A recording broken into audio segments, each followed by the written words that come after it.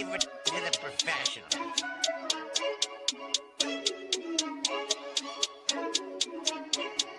Blessed by Bundy, blah, blah, blah.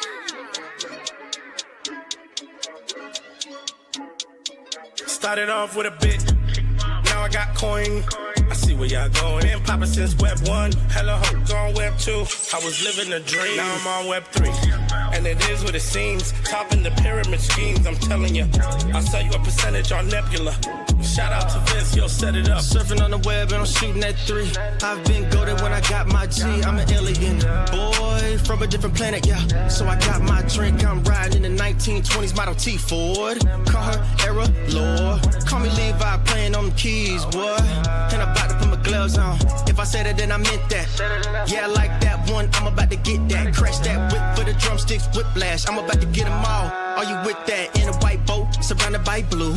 I want one, but I got a cop too. I wanna fly high in the sky, arms out wide, trying to soar from a bird's eye view. I'm on fire, Ricky, Bobby, cracking the pavement, Whitney, Bobby. I'm a Saki bomb, Hiroshima, Nagasaki. Bruce Wayne been a dog, and I keep it 101, cause I'm feeling kinda spotty. You sipping on some rock, and I'm sipping on octane. The only thing around my neck is the Started off with a blockchain. bit, now I got coin. I see where y'all going. Been poppin' since Web 1, hella hoes on Web 2. I was living a dream, now I'm on Web 3. And it is what it seems, topping the pyramid schemes, I'm telling you. I'll sell you a percentage on Nebula. Shout out to Vince, yo, set it up. NFT, Twitter, blockchain. Seeing with the ghosts and we ballin' like LeBron James. Crypto. We can make a trade, get the memo. But feels not falling for the FOMO.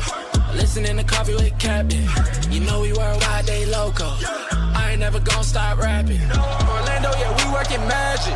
We rocking Ethereum entities. I just went and caught me a half base. Man, I gotta shout out Started the off with a bit. now I got coin. I see where y'all going. Been poppin' since Web 1, hella hoes on Web 2. I was living a dream, now I'm on Web 3. And it is what it seems, topping the pyramid schemes, I'm telling you. I'll sell you a percentage on Nebula.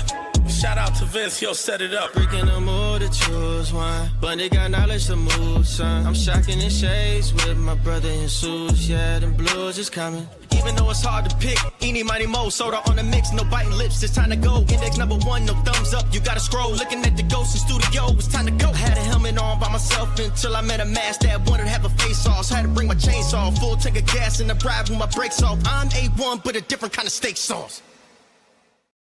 GM, welcome to Coffee with Captain. I'm Cap. Happy Thursday, and we are back in the home office. It's been I don't know, time is flying because of all this travel, but feels like just yesterday I was heading down to Miami. Now we're back, and fun show lined up today. We've got, I think it's special guests are going to be joining us here in a little bit.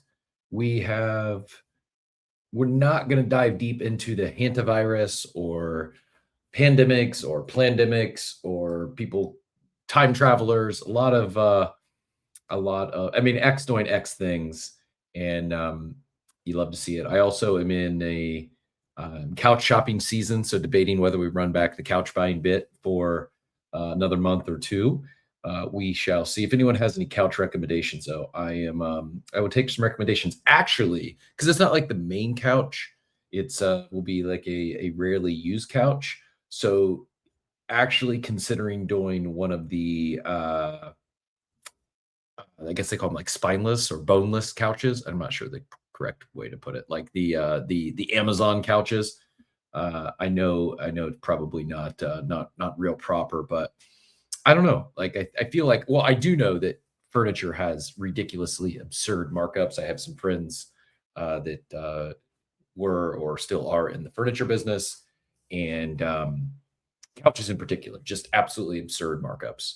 The furniture stores print on couches, and so seems to me like it's one of those industries that should be disrupted, primed for disruption.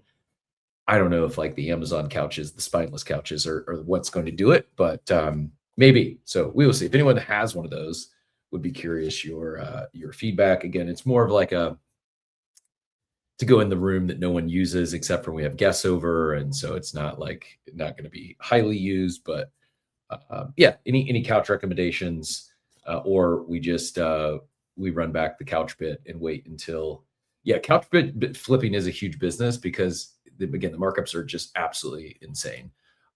I don't know how I feel about like used furniture. I don't know. I'm all for Facebook Marketplace. Couches are one of those things like, I'd rather pay up and have something new unless it's, I guess Florida might be the exception because you have so many people who it's like second homes and rarely used and pet free. So again, I am open to recommendations, suggestions for couches.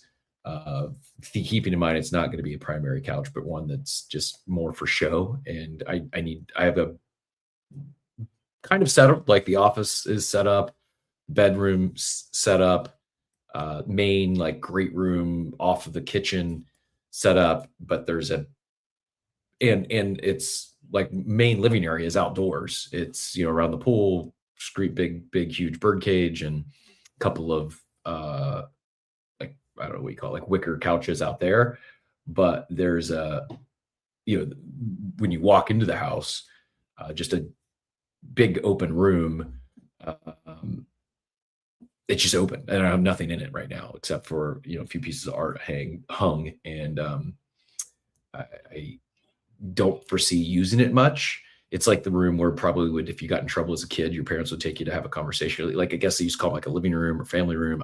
I don't know. Like the main room is off the kitchen.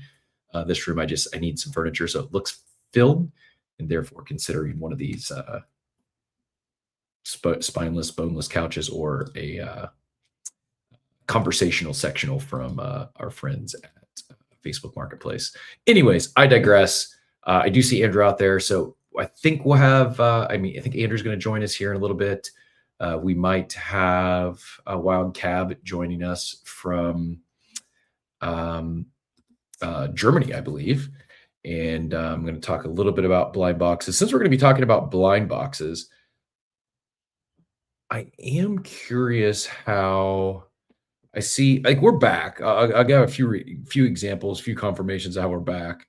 I'm not going to let the automated account jump up on stage, but I am curious how an automated account, like an AI account, is able to request on stage. It's just like a shill pump fun account or something that's it's automated, at least per X, shilling some meme coin, but didn't know they could request on stages. The other sign that we're back, before we get into at least go IKEA, so it's not chemically saturated, but I'd go room and board any day. I'm a fan of IKEA as well. Not I think they make fine stuff. And I think what I last got from IKEA was what did I get? It wasn't that long ago. I made a trip to the Tampa IKEA and got something. I don't think it's not that important. Yeah, couch burning's big on campuses as well. The Ohio State University would burn couches from time to time. Usually not even like a riot, would be like a big win. People would burn couches in like a celebratory thing. But anyways, that's enough cold open couch conversation for this morning. Maybe that is, if there's a couch manufacturer or a couch seller that wants to gift me a couch, we could do, how would we word the couch cold open, the cold open couch of the day. Maybe that's it, the cold open couch of the day. Like, I don't know, there's definitely a cold open couch tie-in somewhere, especially since Steve made it a bit for a while. We could definitely incorporate a couch talk into the show. So if anyone wants to sponsor the cold open by way of a free couch for Cap, let's do it. Let's talk. DMs are open. I do want to talk a little bit about digital. Man, what is it called? Digital Spenders Club. Digital Spenders Club. I mentioned this at my favorite booth at Consensus. We were talking about it. They gave you this. I should have saved it. Maybe I did save it. You had a nice, you had to get one of these cards, like a nice, wax stamp, and you open it up, and inside the envelope was this card. Use card to unlock spenders.club. and it's the Digital Spenders Club. They collaborate with leading crypto protocols and communities to transform their technology, lore, utility into limited run physical artifacts and experiences. We are the physical layer of Web3. And then you have this card, you had to scan it, and that's how you participated in the carnival games. So I'll do my blind box reveals here. And then before we do this, we'll save these. Here's I didn't win any of the big prizes. I was going for a big Clayno or a big plushie. So that's one thing I am excited to ask Andrew about today is how did they, like, what was this collaboration like with, and unfortunately this one does not. I could win a Bitcoin puppet, a Pudgy Penguin, an Ethereum logo, a Bitcoin logo. I don't think there's any Claynos in this box, but there was the big prize. The grand prize was either a big Pudgy or a big Clayno. So I'm curious how that works. Did Clayno just provide the plushies for these boxes? Did Digital Spenders Club buy them? And they may not be able to tell me. But fun activation, fun event, and love to see it. Mayhem, I want to make sure you're with us because here's a few things. Here's like the lineup for today, like important stuff, more so than before we get into markets ripping and everything else important. We've got to rip these 4 blind boxes. We're going to talk a little bit about the Clayno blind boxes. We also need to do a coffee with Captain. So Mayhem, you don't have to come on stream. You're welcome to if you'd like, but I just need to make sure you're available to let me know. You've got the community member of the month. So this is not just any coffee with Captain. This is a $250 claw pool courtesy of BZ. So he's got on the road from 8:45 to 9:15. So you're good before 9:50 or 8:45 though. If we've got like maybe around 8:30, we'll do coffee with Captain. Does that work for you, Mayhem? Let me know in the chat. Also, GM to all of our GMers. We are live, by the way, on YouTube, on Abstract Video, as well as X Video here on my account and the Coffee with Captain account. If you're over there on YouTube, be sure to hit that like and subscribe. We greatly appreciate it. Also, it is a Thursday, so we've got a couple days, but just friendly reminder, if you've not yet done so, check out our newsletter, coffeewithcaptain.com. Drop your email there. We don't spam you. You just get hit with one email a week that will give you like the week in review. It'll give you any shows you missed and a great recap. Payne puts a lot of work into that. So drop your email there. GM Block Mage, Mike, Dobbins, Osiris, Helpful Soul, Corona, not to be confused with coronavirus or hantavirus, but GM to all the GMers. Appreciate you helping us get things warmed up here. And so before we're also not going to talk about Disney Cruise child porn either. But the timeline is timelining for sure. You know what I haven't done yet? I haven't used the new features of like hide this, or I want my feed to be filled with this topic. I've not done that. Maybe that's what I'll do this weekend if I have some downtime. I also, speaking of downtime, I think I'm going to go see Michael this weekend.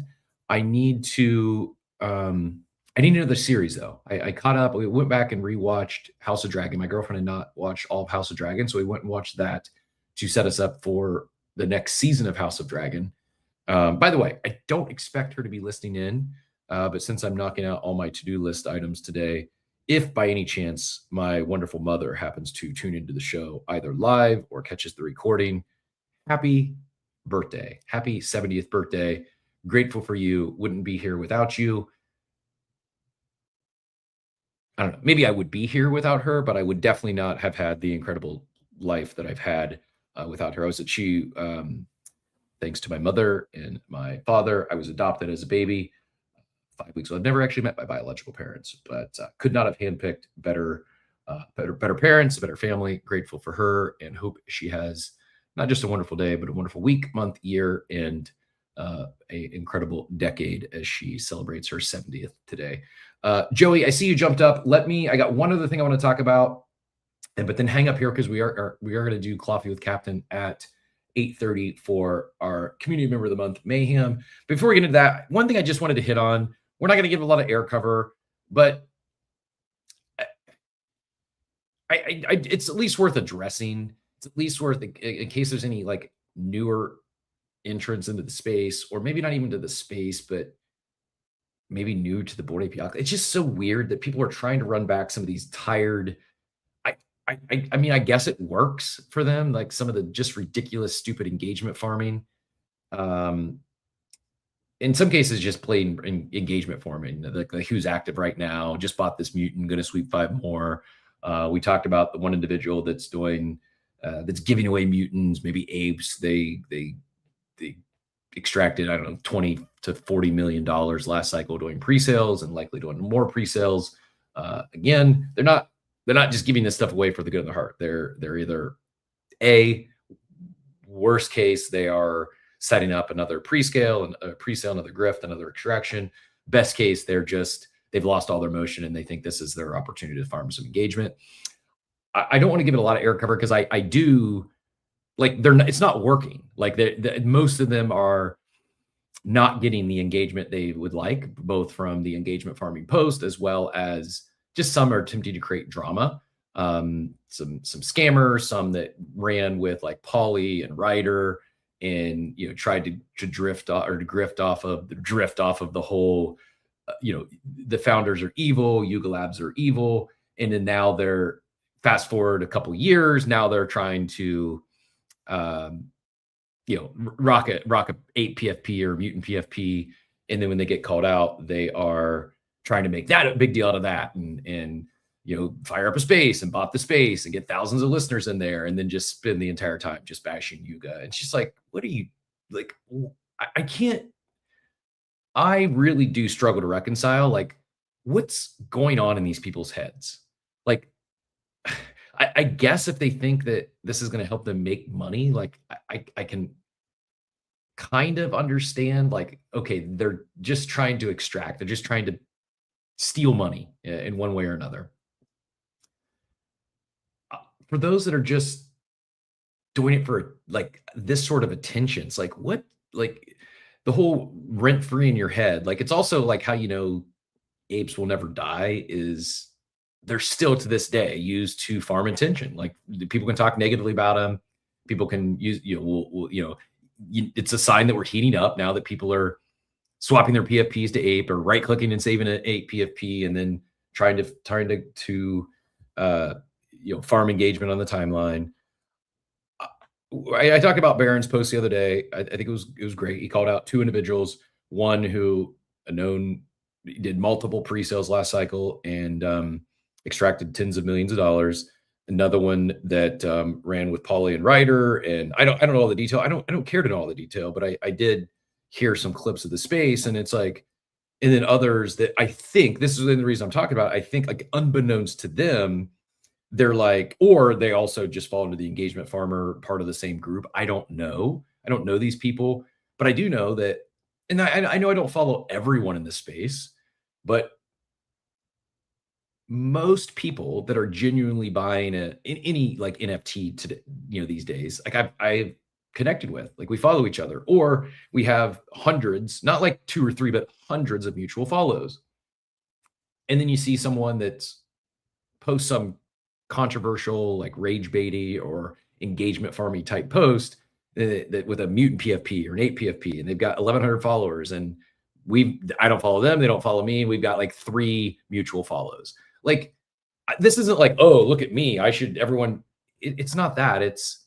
I've been here long enough that we're likely either directly or indirectly connected. It's like this space is not that large. So it's like, it's not a me thing. It's a small space. And I've been here long enough that it's kind of like, I'm not saying I'm like Kevin Bacon. The space is like that. Like, if you've been here for a while, like, the odds are either we've connected or many people I know are connected with you. It's like a 1 degree of separation. And when you see these others, and this is the only reason I'm giving this any air cover. And so we're going to hard cut it off at 8:30. We're going to move into Coffee with Captain. I quoting Dobbins here, says the sad thing is some new apes and mutants are siding with these people, saying they haven't wronged me. It's a rock and a hard place because you warn people, but you can't decide for them. That's part of their game. That's what this is part of the engagement farm. This is part of the attention seeking, is they're going to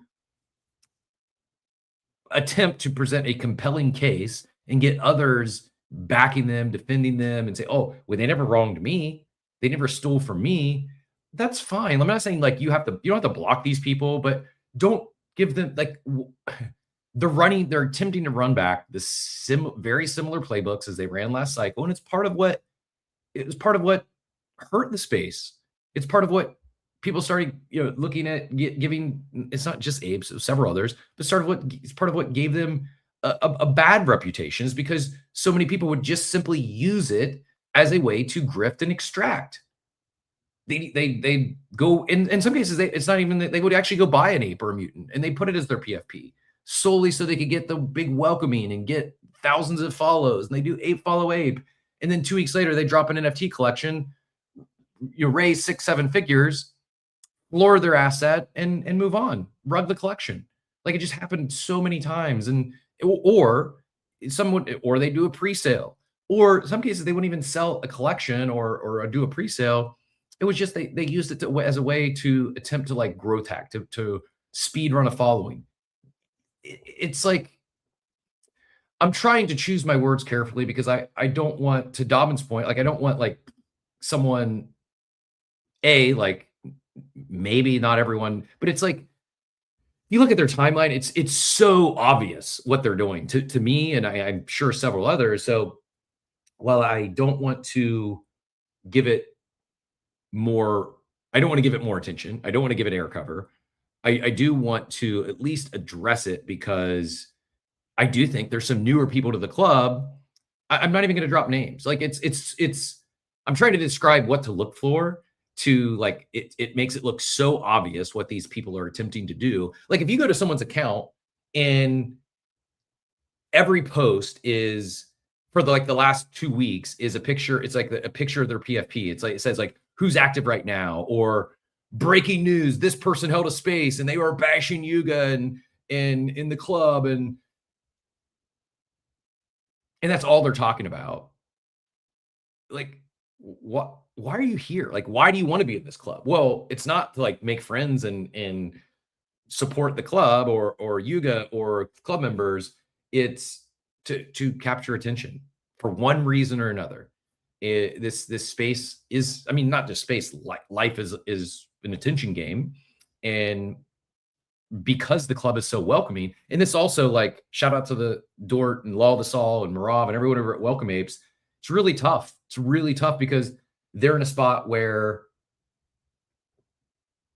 they do great due diligence to find out, like, is this, do they really make the purchase, or do they right click save it? Right. They do a good job of identifying, like, are they a real holder? Part of the challenge now is someone will go buy a mutant or an ape, or get given an ape or mutant by another similar individual. And it's like, you want to give everyone the benefit of the doubt. Yeah, it is a strategy. Absolutely. It's a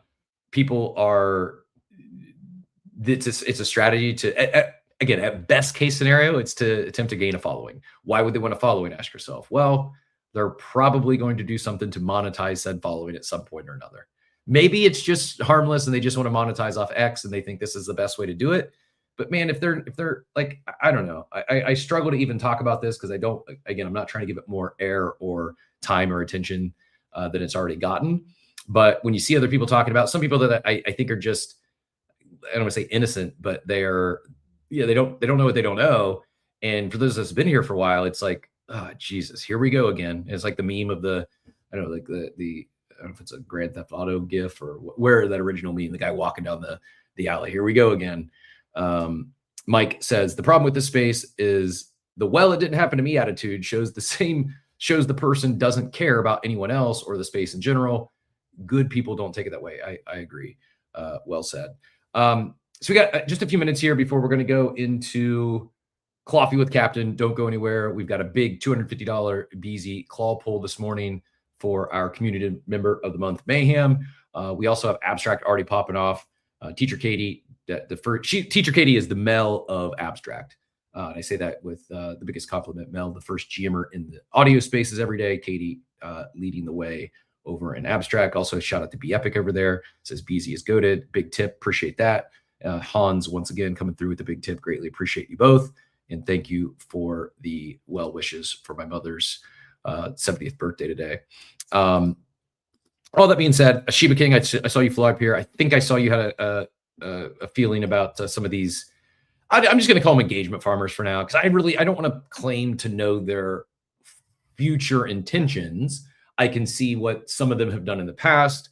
I'm aware of what some of them have done in the past, and based on what I know to be true on how some engagement farmers operate, I can deduce what their intentions might be based on their feeds. But go ahead and get in here, and then we'll shift to Joey for his thoughts, and then we'll do our coffee with Captain Shiba GM.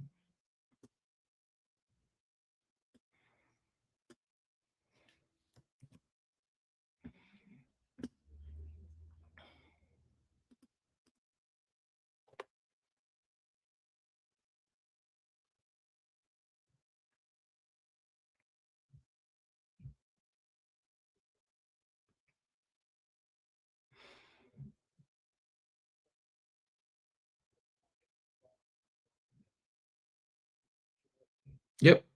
And you don't even have to take sides. You can just ignore it. You can just ignore it and know the signs. And I know maybe normal is not the right way to put it, but normal people they simply don't act like this.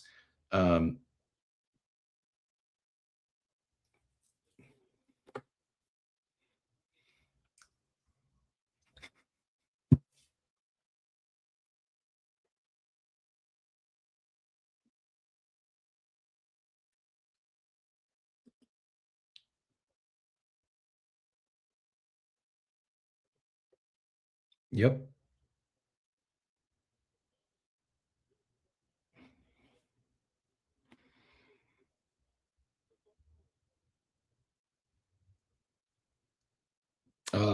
Yeah, I think we're gonna do all right. I think we're gonna make it. Joey GM, I don't see your hand on my main screen, but I see it from the Coffee with Captain account, which is listening in the audience. Feel free to hit on whatever you came up for, and then I want to talk. I just noticed that it's Beezy's 2-year anniversary. So speaking of celebrations, happy birthday to my mom and happy birthday to Beezy. But go ahead and take it whichever direction you like, and then that'll set us up for Coffee with Captain.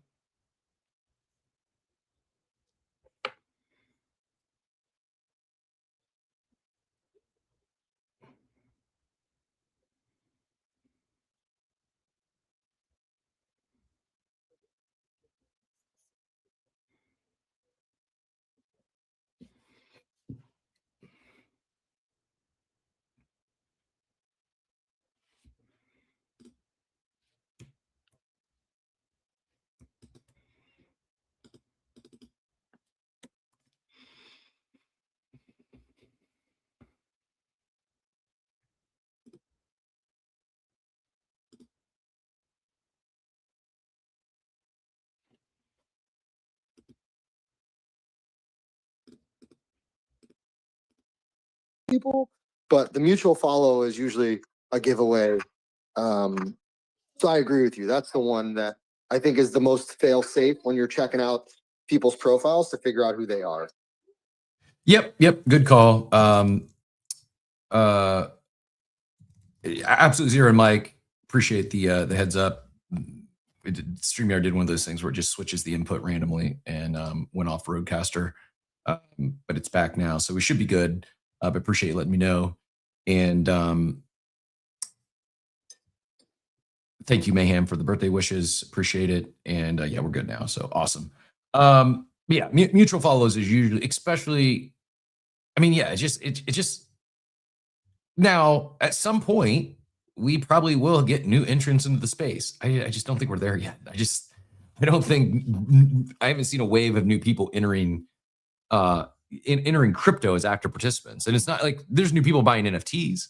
active members, new unique ownership, active members is going Yeah, up. but those people shouldn't have 20,000 followers, Cap. Right. If they're new. Exactly. So if the mutual follower isn't there with somebody new, that's okay if they have 500 followers. But when they got like 20, 30, 50,000 followers and you have no mutuals with them, there's a problem. Yeah, agreed. In addition to the mayhem who's pulling the gold claw machine for our April community member of the month, we also have our weekly winner from Friday. I was traveling, so we're going to go back-to-back days here. Maybe we still have one tomorrow, Joey? Or should I save the weekly one for tomorrow? Did you give the weekly one away last week that I sent you? No, I was traveling Friday, so I wanted to do it on video, and we're doing. Yeah, do both today. Do the 50 and the 250 today, and then we'll do another 50 tomorrow. Sweet, there you go. So someone from the chat is going to win it's a $50 claw pull for the weekly, and April's community member of the month is Mayhem, longtime community member. Could have won this thing every month. Very active in the Coffee with Captain Discord in the War Room, and well deserved. So here is. Yeah. Oh, before you do that, let me just do the 2-year anniversary. So the company's been around more than 2 years, but we officially launched like on Blast 2 years ago. So for those of you that are into the points, you got 30 minutes until double points ends. So we ran double points for 2 days in honor of the 2-year anniversary. Is it double points on everything, or just double points on claw pulls? No, double points on everything. So. Oop, you're muted. Sorry, my daughter was coloring this morning, and she wanted to show me what she colored, so I had to acknowledge her. How big of a whale is Bach or Bach? Who's that? I was just looking at the recent polls here in the gold machine. They just hit on a 803 Prismatic Evolutions Leafeon, and then I noticed like 1, 2, 3, 4, 5, 6, 7, 8, 9, 10, 11, 12. They just did 13, 14, 15, 16, 17, 18. Yeah, they've just done 18 gold claw pulls in a row.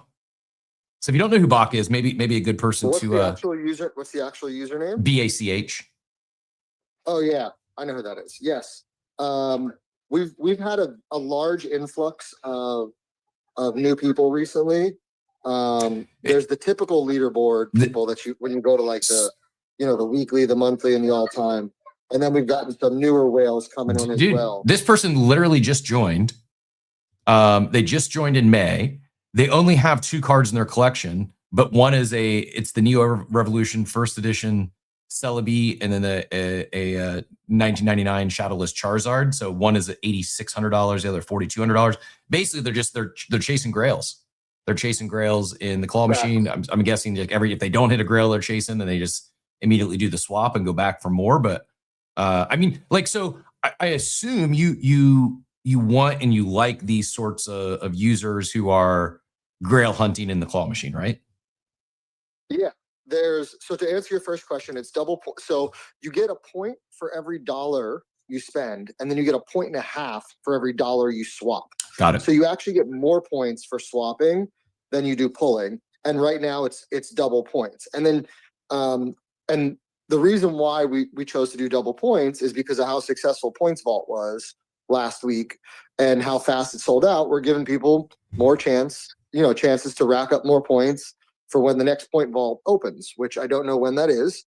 It's not like a set schedule, but the Points Vault is something that's going to stay long term for people that are earning points. And then we're also ideating right now on some smaller point activations.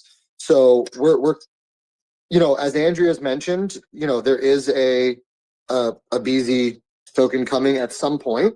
So in the meantime, though, we're trying to give people options on what they want to do with those points, whether it's just hodl their points for when the eventual token comes, or use it to chase grails in the Points Vault and all kinds of stuff like that. But yes, so the people are on BZ for different reasons. Some people, you've got like Bach, that are literally just in the claw machine hunting grails out of the claw because that's all they want. Then you've got people that are on there because they're just looking to build like a really dope collection. Like we've got a couple people that've got like 50 to 100 cards in their collection, and the most expensive cards like $500, right? They don't play the expensive machine. They're just literally trying to find cards that they believe are long-term holds, right, in the 50 to 500 range. And then you've got people that are just there, like just literally sniping the marketplace, whether it's sealed product, whether it's, you know, graded cards. So we've got a lot of different users.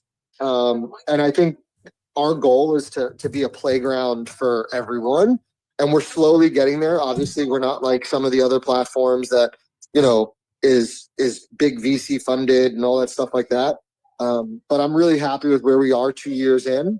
Solana's coming as well. So we're continuing to build. I feel like, and this is not, you know, there's a lot of platforms we respect. Like I mentioned, we did a podcast with Collectors Crypt last week or 2 weeks ago. But for the size of our team and like where we're at from like a raise perspective, I don't think there's another team that builds as much as us. We're going to be on our third chain soon with Solana, Points Vault. Like there's so much that we continue to do and build.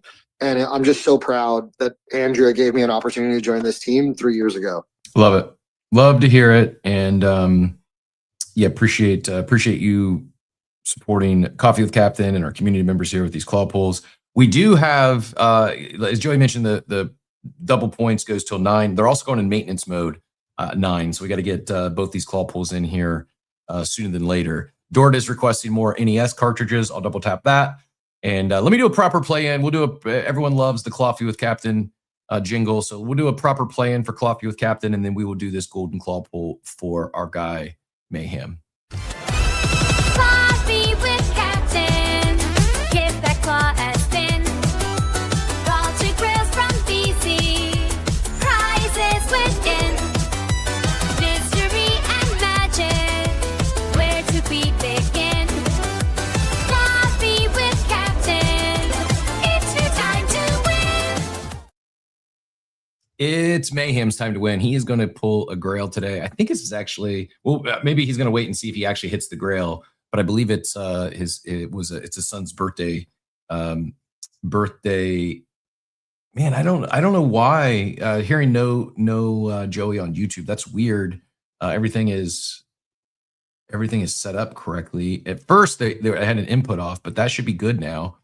I don't know. Let me check one more thing. Check. Yeah, we should be. Everything appears to be set up correctly, and I didn't even unplug. Only thing I unplugged was my headphones. I left everything else plugged in during transit, so it shouldn't be anything there. Anyways, we're gonna go ahead and do this, and oh, maybe it was old. Maybe it was before I switched it. Okay, thanks, Sissy. Let's here we go. We're gonna pull a grail for Mayhem here. Looking at the chase items, there is a $4,600 Japanese versus, I don't even know, PM Japanese VS Karen's Umbreon Hollow First Edition. Umbreon. Yep, it stands for Pocket Monsters. PM stands for Pocket. Oh, okay. A 2001 Pocket Monster. The Japanese version of Karen's Umbreon. Japanese version of Karen's Umbreon. Today I learned.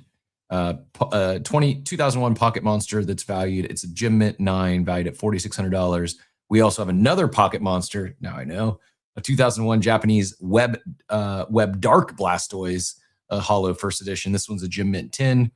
I think I go with the I like the Blastoise. My personal preference would be my the Epic says I'm buying Cap a Pokemon starter book. I might need the audio book so it teaches me how to actually pronounce these things correctly. In addition to those two Grail chase items, there's a Black Star Shining Lugia, which is a hollow promo. Shining Lugia. We also have a 2016 Pokemon XY. What does the XY stand for? It's like part of it's like a collection name. Okay. Like it's part of like a series kind of thing. See, I like that. I like that. It's not worth as much, $2,500 PSA 10, but I like this. I like this Umbreon better than the one from 2001. I get 2016 versus 2001, probably what makes that difference. But there's also one other one over 2K. It's a 2021 Pokemon Swish, SWSH. I don't know. Gengar. Gengar, am I saying that one right now? Hard G? Ginjar or Gengar? Yeah. Gengar. Gengar. A Gengar. And that's what that is what someone was calling for the Gengar earlier. Where did I see? I know it was in one of the chats. Someone said, let's pull a Gengar. So maybe that's what Mayhem's hitting today. Good luck, Mayhem. It's for his kid's 20th birthday. We're pulling a Grail, one of those that we just rattled off. Let me drop the code in here, and we will get to the claw pool. Good luck. Good luck.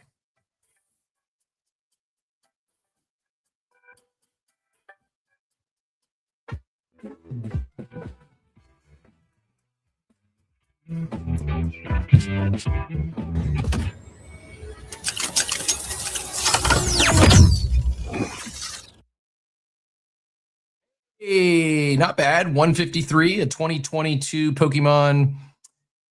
Is this a Japanese Swish? It's a Mew, not a Mewtwo, but a Mew.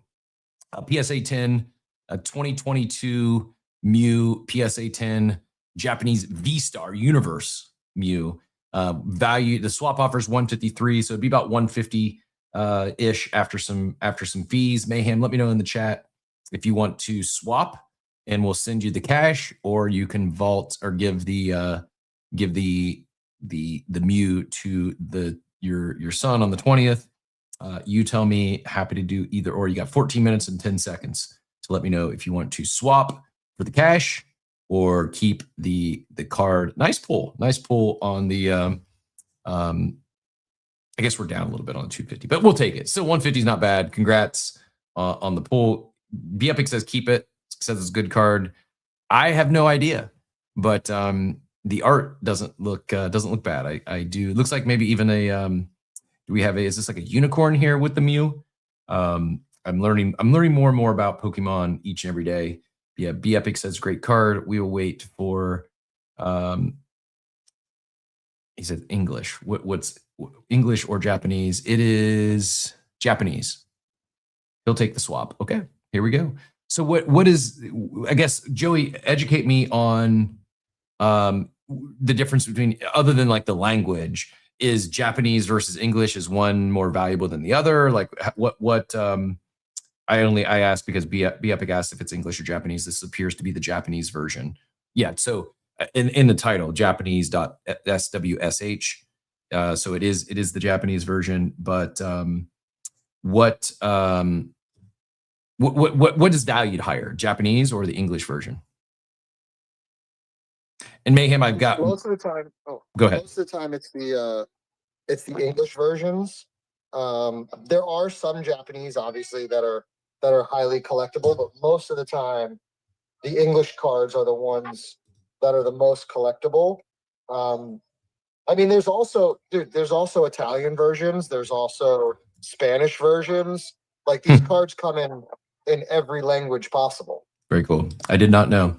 And he also said, so he says, yeah, B Epic adds, usually English is more desired, but some cards are exclusive to language, to your point. Mayhem, send me either your BZ account or your just any EVM wallet that you'd like that card, or you got 143.82 heading your way to the kiddo. So congrats, happy belated birthday to him, and appreciate you playing. We've got one more claw pull here before we move on to our next topic of the day. But Mayhem adds, Golden talks a lot about the OG Japanese being the hottest.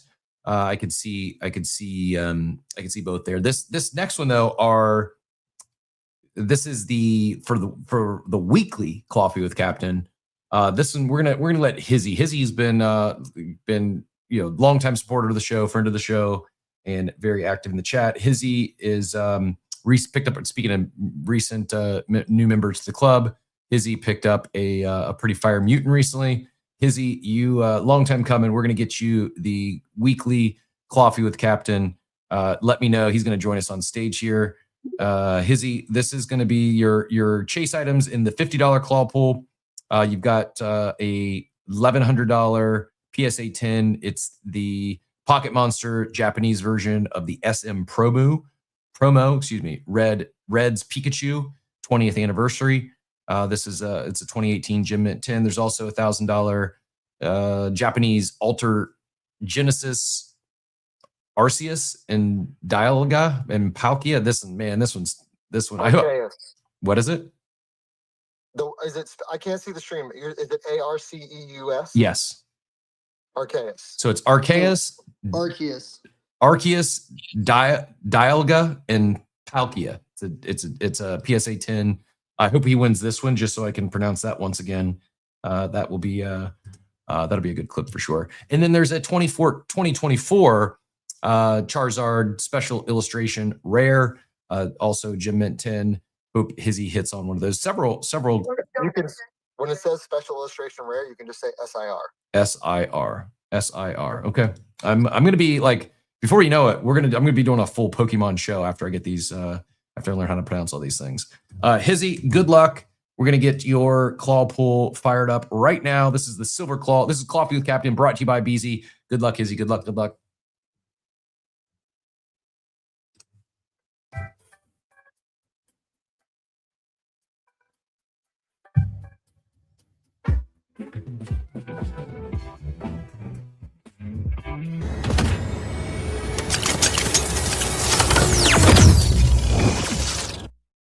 Hey, not bad. $47 swap offer. It's a 2025 Japanese White Flare Hilda PSA 10. 2025 Pokemon SV11WJP Hilda. Super rare. Gem Mint 10.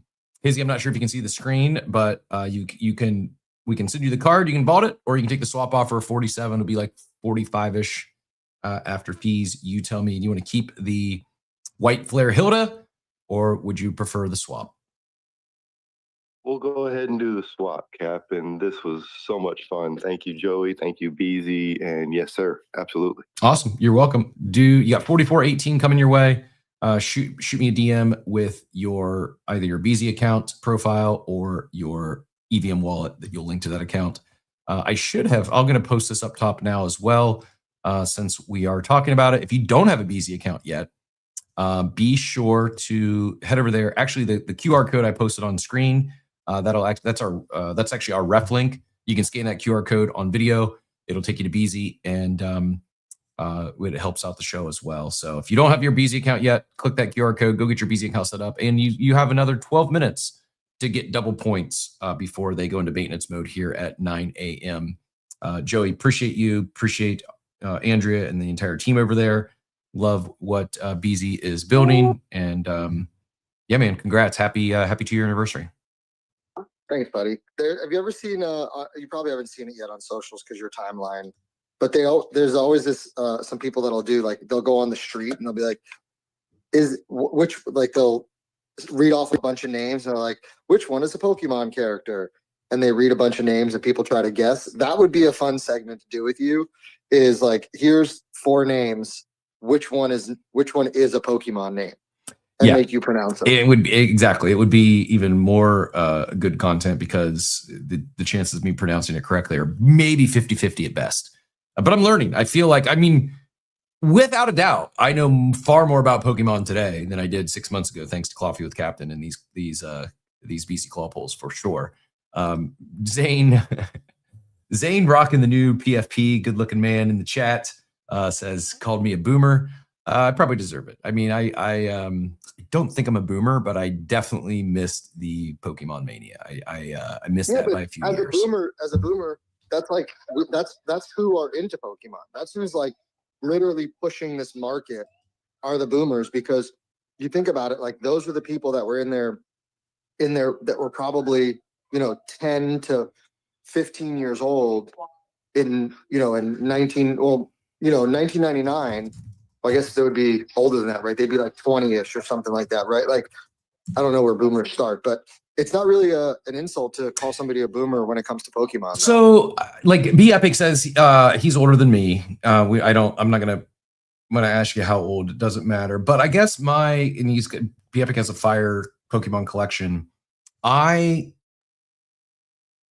mean, I guess I had to Google it to see when it debuted. I guess the international debut, it came to North America in 1998.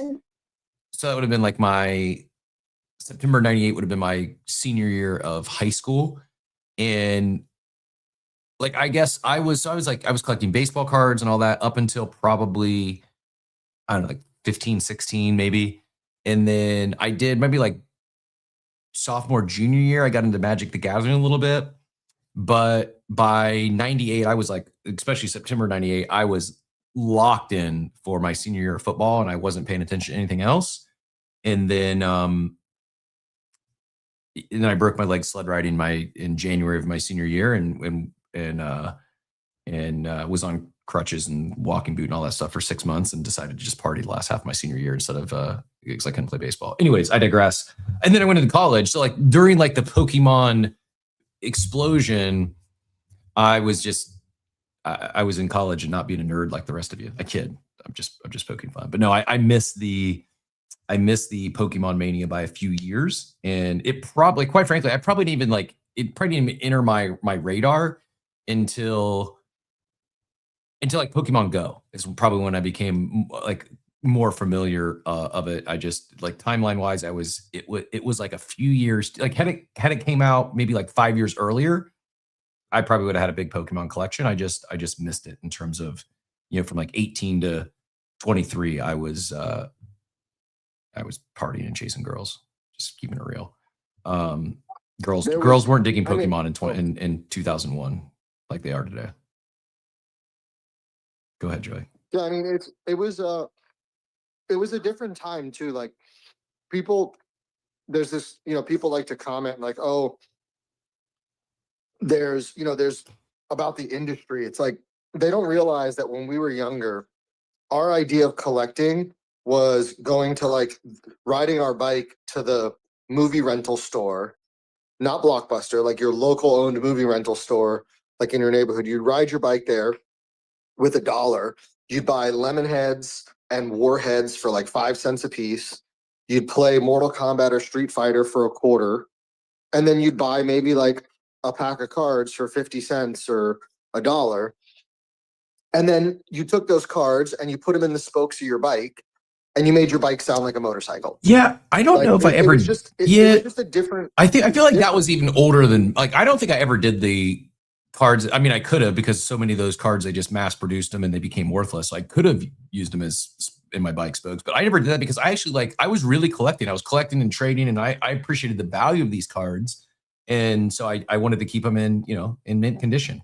We weren't even. I don't know when grading became a thing. We weren't even really getting graded back then. It was just.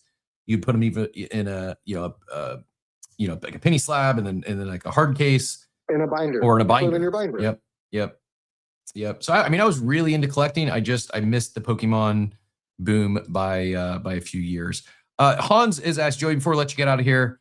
Hans is asking any chance of ever getting NFT claws, or is that a thing already? Have you have you guys ever done a claw machine with pure digital items, not with the physical collectible? I know it's not necessarily BZ's thing, but Hans is asking. Yeah, we've actually been approached by projects about doing some type of like infra providing where they fill a claw machine with all kinds of stuff, physical collectibles, NFTs, things like that. I'm not sure if we would do that, like as a BZ branded claw, because again, like our business model, our focus is physical. We've had conversations with big brands, big brands that people would know about providing the infra for them to provide, to then have a claw machine that has all kinds of physicals in it. That their super fans could win and et cetera, et cetera.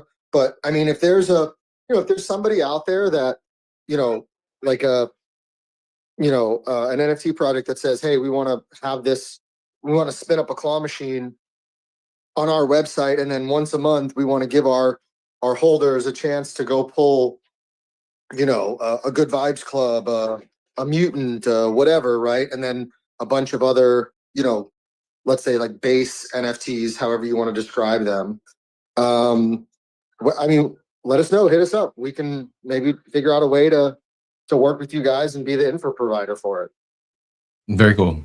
No, thanks for asking, Hans. And yeah, BZ is like, I get it. Like you want to do what you're, don't stray too far away from your core, but I could see something there on the digital front, especially as NFTs have another moment.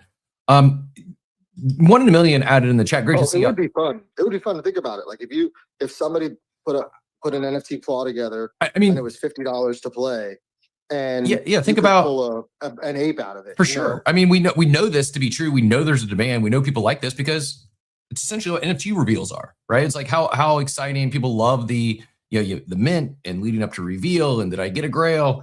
It's like a way to. You know what? Now that I'm thinking out loud, there may be something there. Like this could be like a whole basis of a project. Is like I know people have like re-rolled traits before. I know that's not a new concept, but I almost wonder like leaning into the claw UI and the claw experience.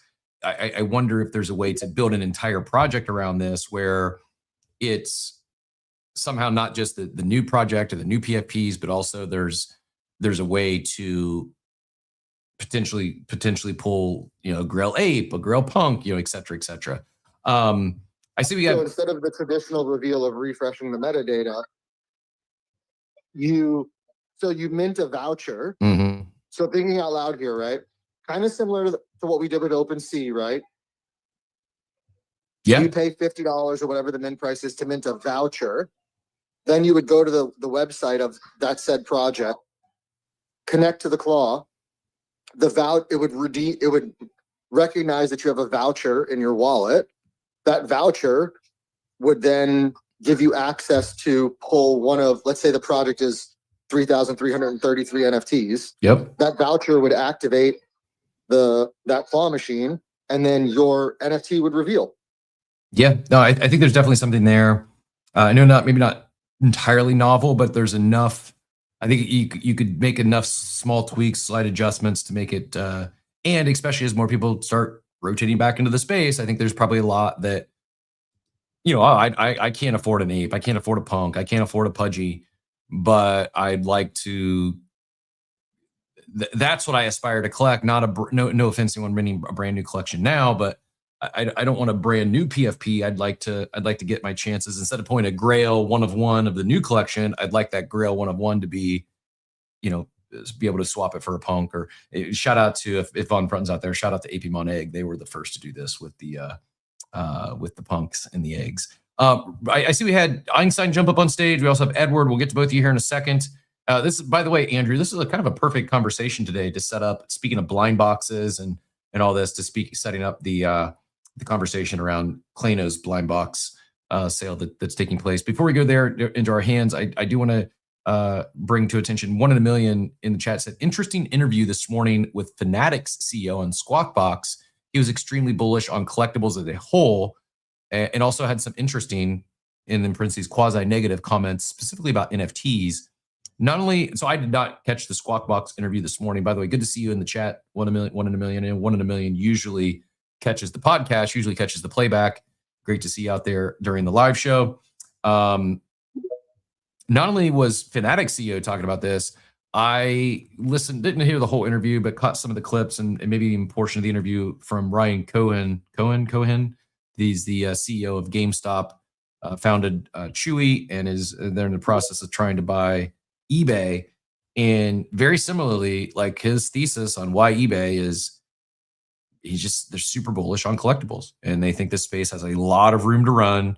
And kid you not, his big thing of where he sees opportunity with eBay is A, collectibles are booming. B, the biggest challenge with eBay is authenticating those collectibles. Is it real or not? And so part of his solution, he threw out there again, what he already shared publicly was, well, they could leverage the 1,600 GameStop stores as a proof of authentication, meaning, and potentially like logistical hub to buy and sell these collectibles that are on eBay. But basically, to know that you're getting a true collectible, it's an authentic collectible. You go, it's inspected basically by humans at GameStop. I'm not saying they can't do that, but as he's talking the whole time, I'm like, oh my goodness, like BZ, if he does complete this acquisition, BZ, you guys need to get in touch with him. And like, in all seriousness, blockchain fixes this. Like what blockchain tech unlocks, what BZ is doing with how they're handling the collectible space. It's basically what the CEO of GameStop is why they want to buy eBay, is they feel like eBay is broken. eBay is prime for disruption. eBay could be so much better. I say prime for disruption. Many have come in and attempted to compete or launched businesses that are a singular category or a specific category inside of eBay, and eBay still is alive and well. It's just there's a lot of upside there. There's a lot of opportunity both for efficiencies. He mentioned like there's a lot of bloat over too many employees now, and they could I think he mentioned like he could run it from his house with a dozen employees. Whether that be true or not, I don't know. I'm sure they could probably right size it a little bit, but more so it's how can they make it better? How can they eliminate the scams and the risk or even the concern of it's not an authentic item? Well, yeah, you could do it with physical people at a GameStop, or you could lean into blockchain technology for authenticating all those items. And I see Andrew joined us here. We will get you. Go ahead, Joy. Hey, Cap, real quick before I have to hop off because I have a call, but I will say I'm not a huge fan of like this consolidation that's happening. So for people that are in this space, they know that, eBay and PSA have this partnership now where you can literally walk into any GameStop and then, they'll buy your cards, you'll get them graded for you, et cetera, et cetera.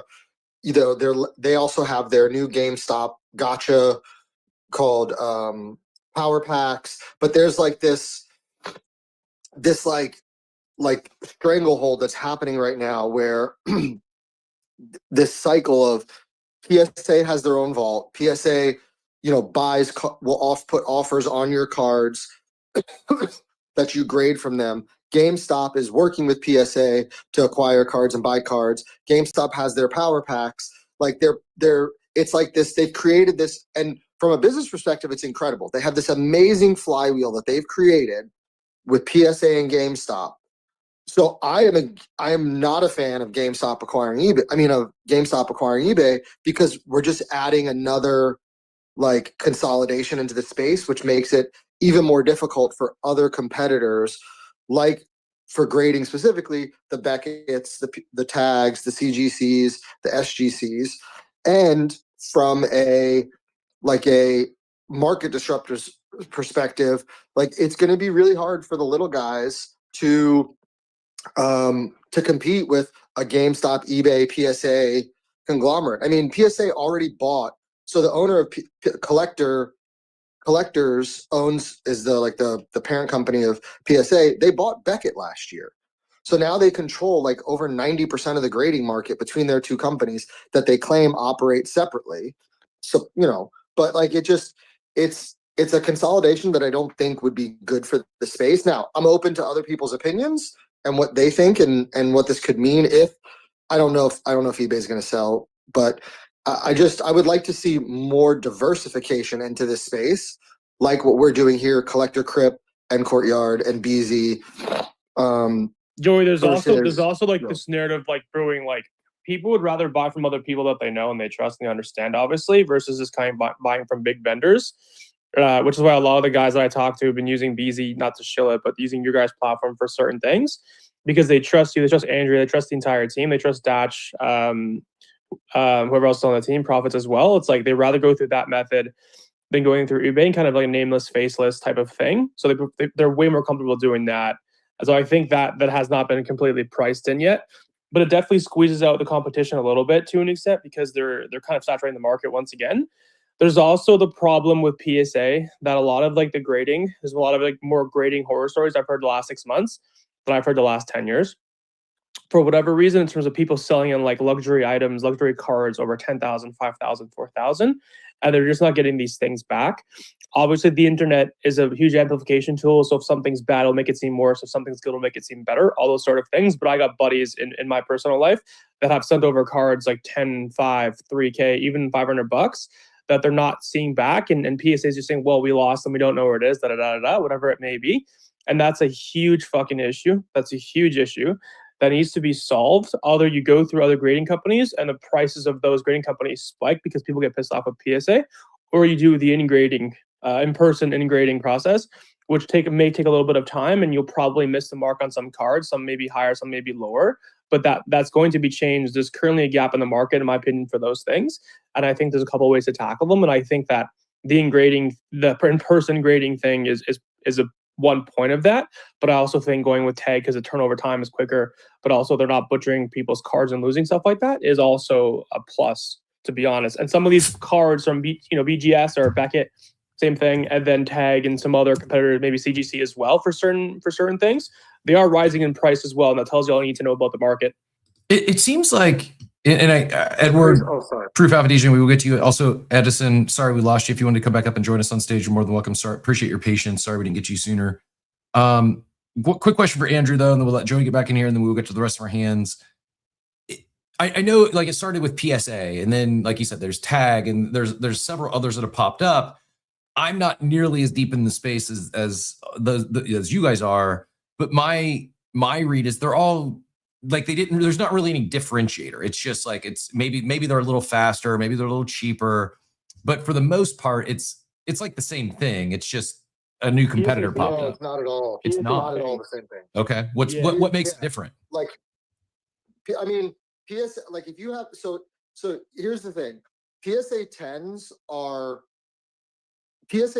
like what everybody wants, but Beckett grades much harder than PSA. So getting a Beckett 10 is much rarer than getting a PSA 10. So it's like, and certain people, like One Piece, you see a lot of people will grade One Piece with Beckett because they're trying to get a black label, which is like the most ultimate grade possible. So they're not at all they're not the same. Like a CGC pristine 10, which is like higher than a regular 10, should have a lot of value, but it actually has less value than a PSA 10. But so yeah, I get their grading scale is different, but it's still like nothing's really changed. It's like you send your cards off to a grader, they grade it, they send it back to you in a new case. And maybe you pay a little different, maybe the grading scale is slightly different. And I don't know the answer. I don't know what could quote unquote disrupt the card grading industry, but for as popular as it's become, if you talk to a lot of these experts, like the CAGR on collectibles is only going to is pretty massive. It's only going to continue to go up for the foreseeable future. To my brain just thinks like someone is going to come in and flip that entire grading industry upside on its head, because it's like no one's really done that yet. No one's really disrupted it. There's a lot of trust required. Tag is trying. There's a lot of trust required for that process, and trust because some of the prices on these cards are getting ridiculous. The market's getting super frothy. I think over a long enough time, everything kind of goes up to the right, especially with valuable assets and alternative investments like collectibles and cards and those sort of things. But the trust has kind of diminished because people are not getting their cards back, as I kind of already said. And most of those cases are actually happening with PSA, because PSA, like Joey said, is kind of the king outside of like the black labels. So like that's obviously true. And because people are seeing that they're missing their cards, they're like, wait, why the fuck would I risk sending my card to this and not get it back and it's worth 20, 30K? It's not even that, it's what PSA charges. Like PSA has that too, but Joey, but like if you're spending 20K on a card, 10K on a card, you're okay with paying the price, right? Like that's the turnover you're expecting. But that's where you shouldn't be okay though. Like to go to PSA and say, okay, here's $150. I want like the highest grading, the fastest turnaround time possible. And then they grade your card and they determine that your card is now worth $10,000, $15,000, $20,000 because it got a PSA 10. They're going to charge you a surcharge in order to get that card back. And you cannot get that card back until you pay that surcharge. And I believe that surcharge is up to like 10% of the value of the card. So that grader will sit down and go through the exact same process for a card that when he makes it a PSA 10 is worth $150, as he will for a card that's worth $100,000. There's no difference in that process, but PSA will charge you 10 grand to get that $100,000 card back, and they won't charge you anything to get that $150 card back. And that's the biggest problem with PSA, and the fact that they control so much of the market is that they can do whatever they want with their prices and your cards, and you have no say over it, which is why people like Tag are coming in and saying, hey, number one, let's remove the human element, right? Let's try to go with AI, great AI. Let's take out, because there's a big argument with that Illustrator card that sold for 16 million that it should not be a PSA 10, that they basically just kept submitting it over and over and over and over, you know, until they got a PSA 10, because there is damage on the card, right? So let's remove the human element. Let's let the machines, let's let the AI, let's let the measurements speak for themselves. But again, us as the consumers, like anything, right? Like we talk about it in this space too, when it comes to people that are like, why do we keep following the same people who are launching meme coins or whatever? At the end of the day, the consumers have to make a conscious decision to not use PSA at the level they're using them if they want PSA to change their process. Because Beckett and BGS, you can submit your card to them and you can get a black label, and that card can be worth 15, 20, 50 grand with a black label, and they send it right back to you. They don't charge you any extra for that. I still think there might be something there. Hizzy added in the chat, tell me about which one's using AI grading. Tag is using AI grading. They're the biggest. And then there's a couple smaller grading companies that are trying to also like disrupt the space with AI grading. By the way, for what it's worth, the tags look great, by the way. The tag cards, the way they're produced. The tag slabs look sick. Yeah, they look really good. The tag slabs look great. The Beckett slabs look great. And then you get the PSA slabs are probably third. And then you get CGC and SGC are probably like fourth and fifth. Yeah, CGC does a great job with comic books, obviously, and some of those other niches, but like with cards, wouldn't trust them to do it. Yeah, I agree on the look of the tag. I don't have any tags, and to me, it's like if I'm going to get something graded, just where my brain goes, it's probably PSA. To your earlier point of trust and the trust that they've earned, and or at least build up over the years. But I probably should do more research before going that. I just, from a pure aesthetic standpoint, I do like tags. And that's what matters too. Like, are you grading for your personal collection, or are you grading like as a business, right? Like if you're grading for your personal collection, you don't even have to grade. You can just get cards authenticated and they'll slab them up for you so they're safe. And you don't have to worry about a grade. Like they'll just put them in, you know, they'll put them in the slab, they authenticate the card, you don't get a grade. Now they're slabbed up and they're safe. Interesting. I didn't know that. Forever. You see, talking about like that's interesting. I didn't even know that was a thing. Did not know that was a thing. It happens a lot with older cards, because like if you have like an older Mickey Mantle or Willie Mays or something, and you're not sure if it'll even get a PSA 1 or 2, you'll just, or even if they do grade it and it doesn't grade a PSA 1, they'll just say it's an authentic card. So you could actually choose with older cards, like, hey, I don't want you to grade this. I just want you to authenticate that it's real. So when I go to sell it, I can tell people like, this is a real Mickey Mantle rookie card, you know? Let's do this. I think Proof Alpha Degen was next. I see Edward still up here, but don't see the hand. And I see Drew flip with a hand, and I get it. Like I start sweating my OPSEC, my security antennas start going off. So we'll go Proof Alpha Degen, and then we'll go NFT Drew. And then I do want to get Andrew, give me a wave if you have a hard out. I appreciate you joining us today. I do want to talk Claynosaurz in the blind box, but if you got a hard out or anything, let me know. Give me a wave. Otherwise, we'll get through this combo, and then we will jump right into that. Proof Alpha Degen, GM, what brought you up? Hey man, GM, thanks. I was triggered to come up only because your idea, you enjoy, I think it was. I can build that for you, hand that off to you guys. You get it audited by Simple Pharma, and you have a working, whatever you just came up with. It sounded cool as ever. I was driving and I was kind of multitasking, but I heard it. And so if you want that, just tell me. I'll go ahead and build it for you. It'll take me about an hour. Like I said, I'll hand it off to you, full rights to you and Joey or whoever's involved. and you can take that and have, and move forward. You provide enough value for this space that somebody can probably at least try to provide some value back to you. So if that's a thing, if you enjoy or not just lip service in this thing and you want it working, I can have that for you. All you got to do is give me the word, say it, and I'll squeeze the trigger. Love it. Cap, sounds like we're launching an NFT collection. I guess so. Live here from Coffee with Captain to brand new NFT collection. I also, like, I know some people were real quick. We'll go to Drew next. I noticed, and maybe this is what he came up for. I went to OpenSea and it's giving me an error, their site right now, and I wonder. I am, even though it looks like I'm in my office, I actually took a trip. And let me see where I'm at. Actually, I took a trip to maybe the Bahamas this morning. And so maybe that's it. Yeah, I'm in the Bahamas today. Just it's a green screen behind me here. So maybe that's what the issue is. But yeah, some people are having issues with the OpenSea, just their OpenSea site. It has been reported and they're working on it. But Drew, GM, is it OpenSea or something else bringing up this morning? Oh, I was just going to comment on the PSA grading. I mean, I think a lot of that, authenticated or not, it's all about perceived value.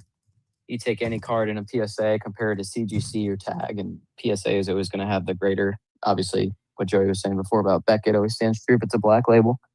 But tag right now is running into the same issues. I mean, they like, it's a little bit of egg on their face in the sense to where they were touting we're not going to have super long grading and shipping times like PSA, and then here they are with constraints. And I think I'm going on month 2 of waiting to get a card back from tag. First one kind of sucks, but it's just it's the nature of the game.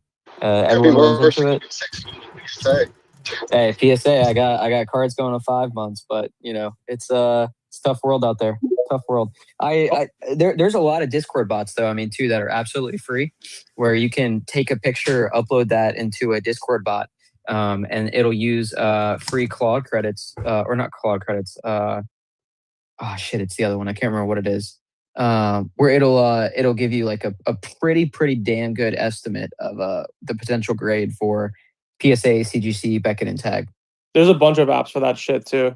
There's a bunch of apps. There's a lot of mobile, like AI mobile apps that are like, before you submit your card for grading, use our AI mobile app to analyze your card and predict what your grade will be. And then the advertisement shows the guy like, oh, this says it's going to be a 9.5, and then he reveals his PSA card and it's a 9. He's like, look at how accurate this is. Yeah, a lot of like these, a lot of like the LCSs too, like completely fucking just mark up like what their what the ungraded cards are at the shop in terms of like what the price is associated with the quote unquote potential value if it gets graded in. Like if something's like a 6, like they'll mark it up to like a 7 and ask for a 7 price.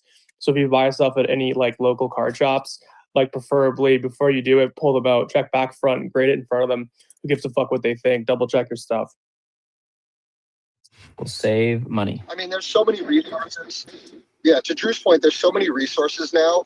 And that's also, I think, what's causing the explosion. And I don't even call it a hobby anymore because it's really not. Like, when we were younger, it was a hobby. Now it's crazy how big of a business it is. But there's so many resources now between alt.xyz, Card Ladder, eBay, TCG Player, again, AI apps and Discords. And like, there's just so much to help people in this space that like and I mean this in the nicest way possible, like you should not be buying fake cards. You should not be overpaying unless it's something for your personal collection.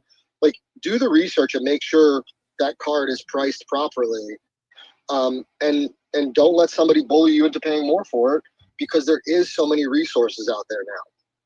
Yeah, everything's definitely a negotiation. It always, I always collect. I'm not a flipper per se for Pokemon cards or anything, but whenever you go to GameStop, or if you ever find yourself waiting in line with the other people who literally go from store to store to store to collect to flip, every single time I go into GameStop, if I have a pre-order or anywhere else, which again is above MSRP, but I value my time, and so I don't mind paying over that. Buy an extra one and tell the employees to give it to a kid. I mean, just 2 weeks ago, like, was in Target, happened to walk in when there was a restock, a bunch of 40-plus-year-old men waiting in line. And by the time the kid walked up to there, he couldn't get any. And that's the whole point of, getting people into the hobby and not into this flipper mindset. So you can always buy one and hand it down. Evil scalpers taking everything away from the children. This is how I get into Pokemon. I enter my scalper arc and start brawling with kids at the Target store. That'll be some good clips. AI has changed the game, Cap. You don't even have to go to the stores anymore. There are all-in-one. They call them AIO bots that are literally AI bots that you sign up for 100 Walmart accounts through this bot, and then like when something drops, you deploy your 100 accounts. They get in the waiting room and this is what they do now. They do it from the comfort of their home. They don't even go to stores. Yeah, what's the fun in that though? 100 accounts, get in line, buy it all up on Walmart.com, and then that's how they resell it now. What's the fun in that? That's what just happened to the Walmart drop last night with the Senate Heroes. The moment that the listings went live, there was already 12,000 sold within milliseconds. Wow. You can't compete. Great bots. Yeah, if you're trying to do it on your own, like you as a consumer, go to Walmart.com or Target.com, BestBuy.com, like any of these websites, and you try to buy a drop, if you don't have 100 accounts to get in line, you're probably not going to get one. And that's why, and I will commend Topps. That's why they moved to the EQL model, which is the raffle model. So they've gone that you essentially every drop you have to enter into the raffle, and then that's who wins versus like a gas war essentially, right? And what's really cool about the Topps EQL model is every time you lose, your chances of winning goes up. So every time you enter an EQL raffle and lose, they'll send you an email that says, sorry, you were not chosen, but your odds have now increased for the next one you enter. So just keep entering, and eventually you'll hit one. But you're still competing against people that are entering 100 times. It's a little harder to enter the raffle 100 times because you have to have like unique account and whatever versus like Walmart.com. But the EQL raffle has definitely been a positive advancement when it comes to like card launches, collection launches. Exciting stuff. We lost Andrew off stage. We'll get him back up here, and we will get into the Clayno blind box conversation here shortly. Why we are going around to the rest of these hands here, I'm going to rip my blind boxes and shout out to Digital Spenders Club while we're getting these questions in. But let's go Edward and then Machiavelli and Andrew. Whenever you get back up, we will pivot into Claynos. Edward, GM. GM, what's up, guys? How are you?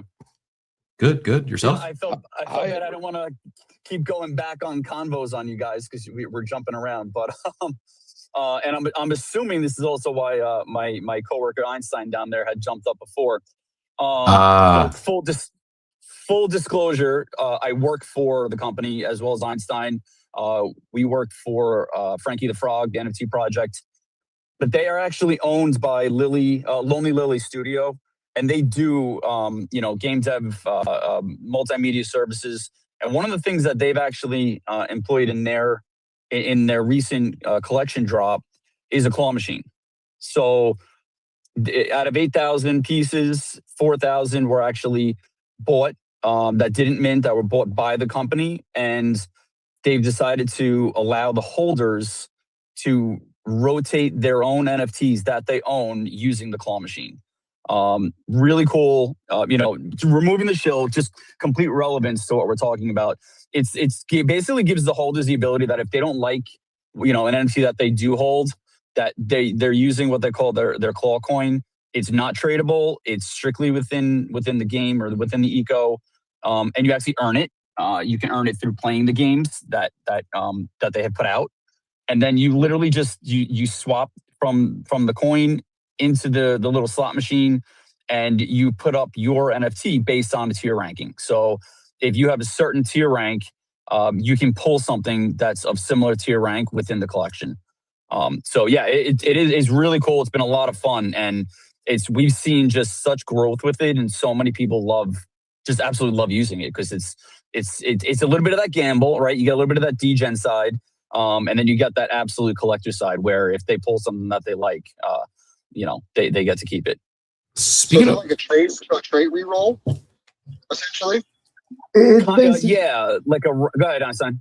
Yeah, no, it's basically like an entire PFP reroll. So like instead of like specific traits tied to it, I guess you could kind of call it that, but it would just be it's almost like a rank reroll. Yeah, to a degree because it's like sectioned off. So, but we have discussed about it was backed by Chainlink technology for transparency to actually work on blockchain. We've actually talked about possibly looking after we kind of go through initial beta, like looking out to see what it would do in the NFT space as a whole. So definitely something like we're very excited about. And I think it could work in multiple facets through how it runs. But yeah, a lot of that tech's already being developed. And these guys actually, as far as I know, had a little bit of a hand in the Beezy Claw Machine animation going, which was originally how we kind of came up with the idea for it. Very cool. I love it. I mean, salute to innovating and doing some new stuff. Appreciate you jumping up and sharing and shill away when it's relative to the conversation and adding value. Greatly appreciate it. If you got a link or anything you want to put up top, feel free to do so while we're on topic. Also, while we're on topic, I thought I might have pulled a grail, but then True Crypto Kring says he has 4 of these, so maybe it's not as rare as I thought. The odds on these, there was a couple of pudgies where like 1 out of 2 you get really likely to get a pudgy, but then there was a mystery one that's 1 out of 50, and I didn't see the chef on the listing, so I was thinking maybe it was the 1 in 50, the rare one. But either way, I dig the pudgy chef, and not rare, but did get a couple of pins. I was hoping to get the Clayno pin, but I got a Doge pin and a Pepe pin, and we got 1 more to go. Machiavelli. Oh, we got we lost one Andrew, but we're getting another Andrew to talk all things Clayno.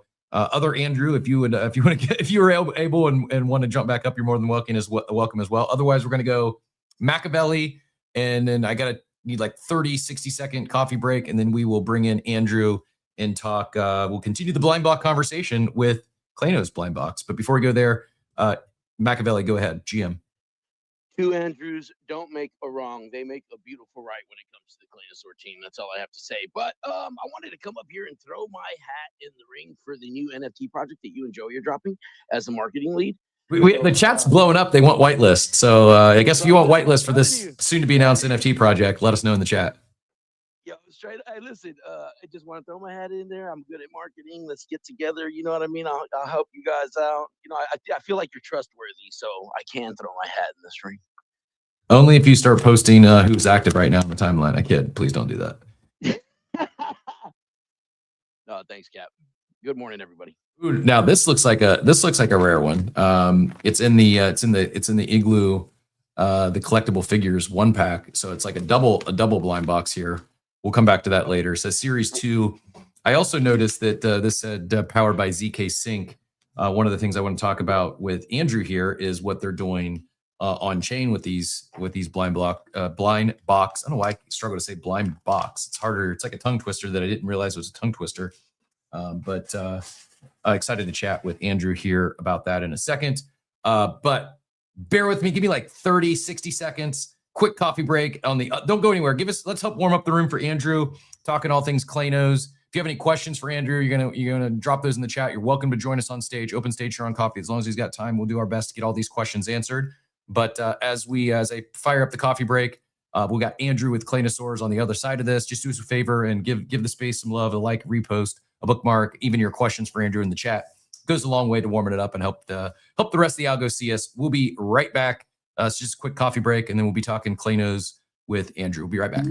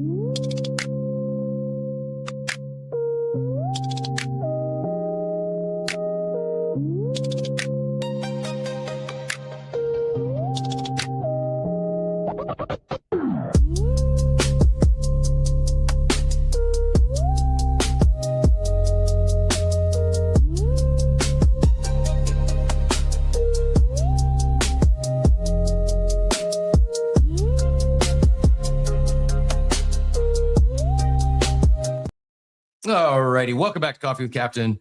We are live here. If you're new, you just found us. We're live every Monday through Friday at 8 a.m. Eastern time here on X, as well as YouTube and Abstract. I just want to jump right into this. We've got a half hour left. Not sure if Andrew can hang out the whole time, but we had the other Andrew on the stage talking all things collectibles and blind box pulls and claw machines, courtesy of BZ.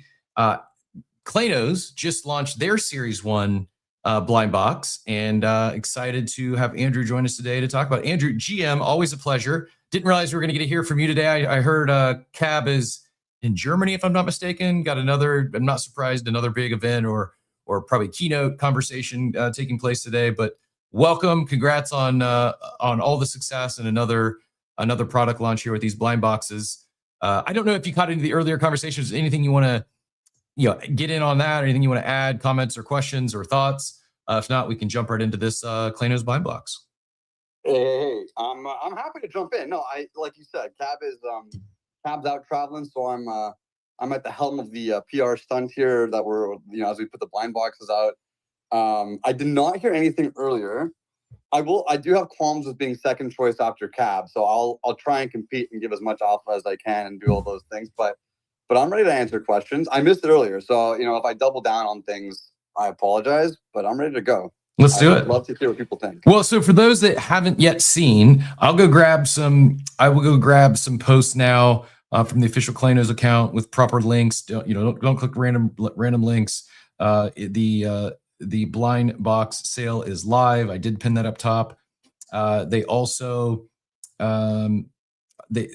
today at 11 a.m. Eastern, you're hosting a herd gathering here on X Spaces. So after the show, if you got more questions, I would encourage you to drop in to that, and you can hear the team there. These Claynosaurz, my understanding that there's a soulbound token that's available to anyone that collects the blind box, and you can claim that through May 13th.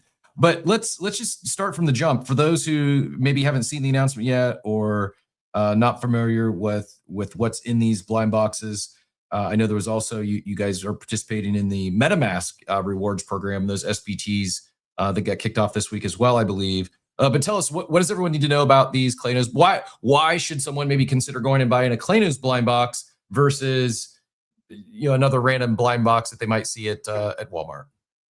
I think there's a good, I don't want to say like another blind box in Web3. I think what makes these blind boxes and doing things on these platforms like DYLI so awesome is that you've got that soulbound token. But what that really means is this ongoing connection with the brand and this sort of immutable, unchangeable fact that you bought this box on this day and it has this unique significance. And that's where you can't compete with something you get, like you said, at Walmart or IRL, so to speak. Obviously, I think now you got these guys also wrapping these existing collectibles with tokens or NFTs and that RWA angle.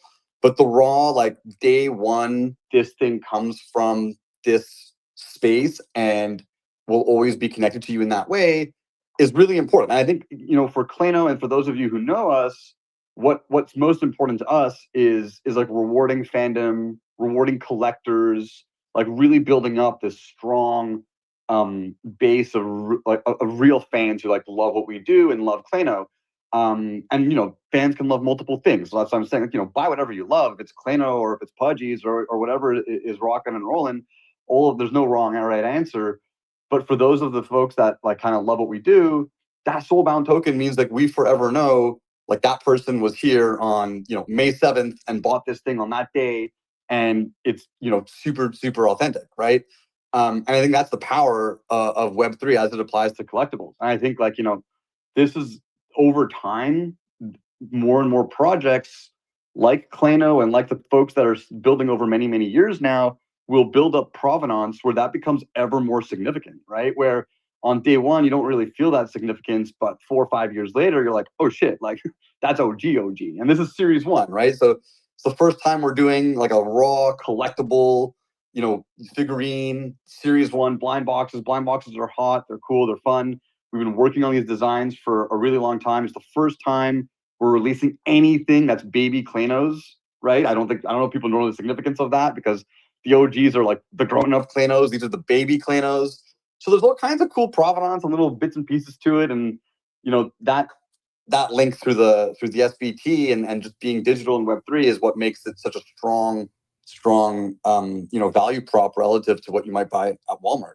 Yeah, it's exciting. They're cute. I mean, Claynos, the IP's hit for a while. Until you said that, I don't know if I realized this is the first time that the babies have been introduced. What can you tell us about DYLI? Maybe it's pronounced DYLI. I actually don't know how it's pronounced. This is one of the things so I said it out loud. I didn't really. Go ahead.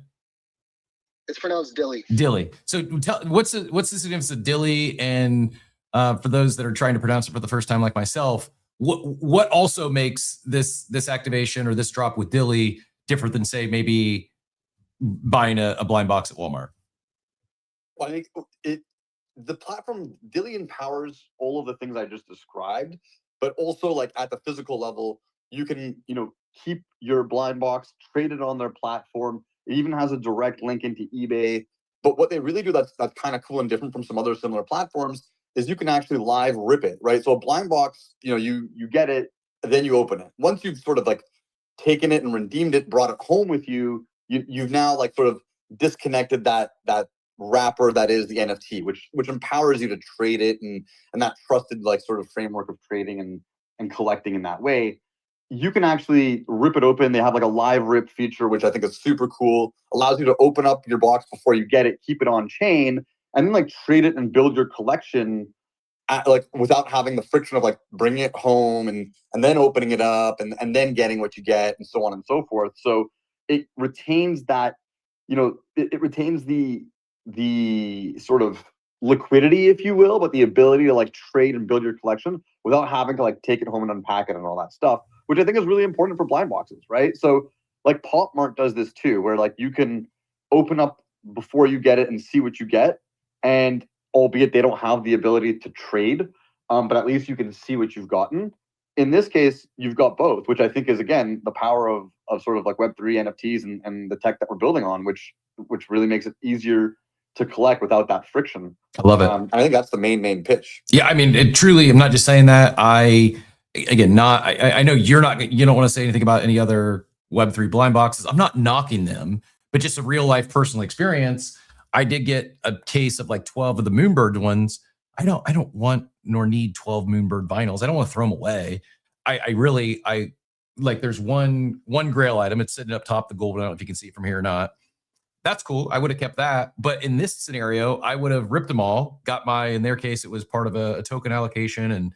And I would have collected my code and then maybe redeem the gold one and just let the rest sit in the vault or resell them.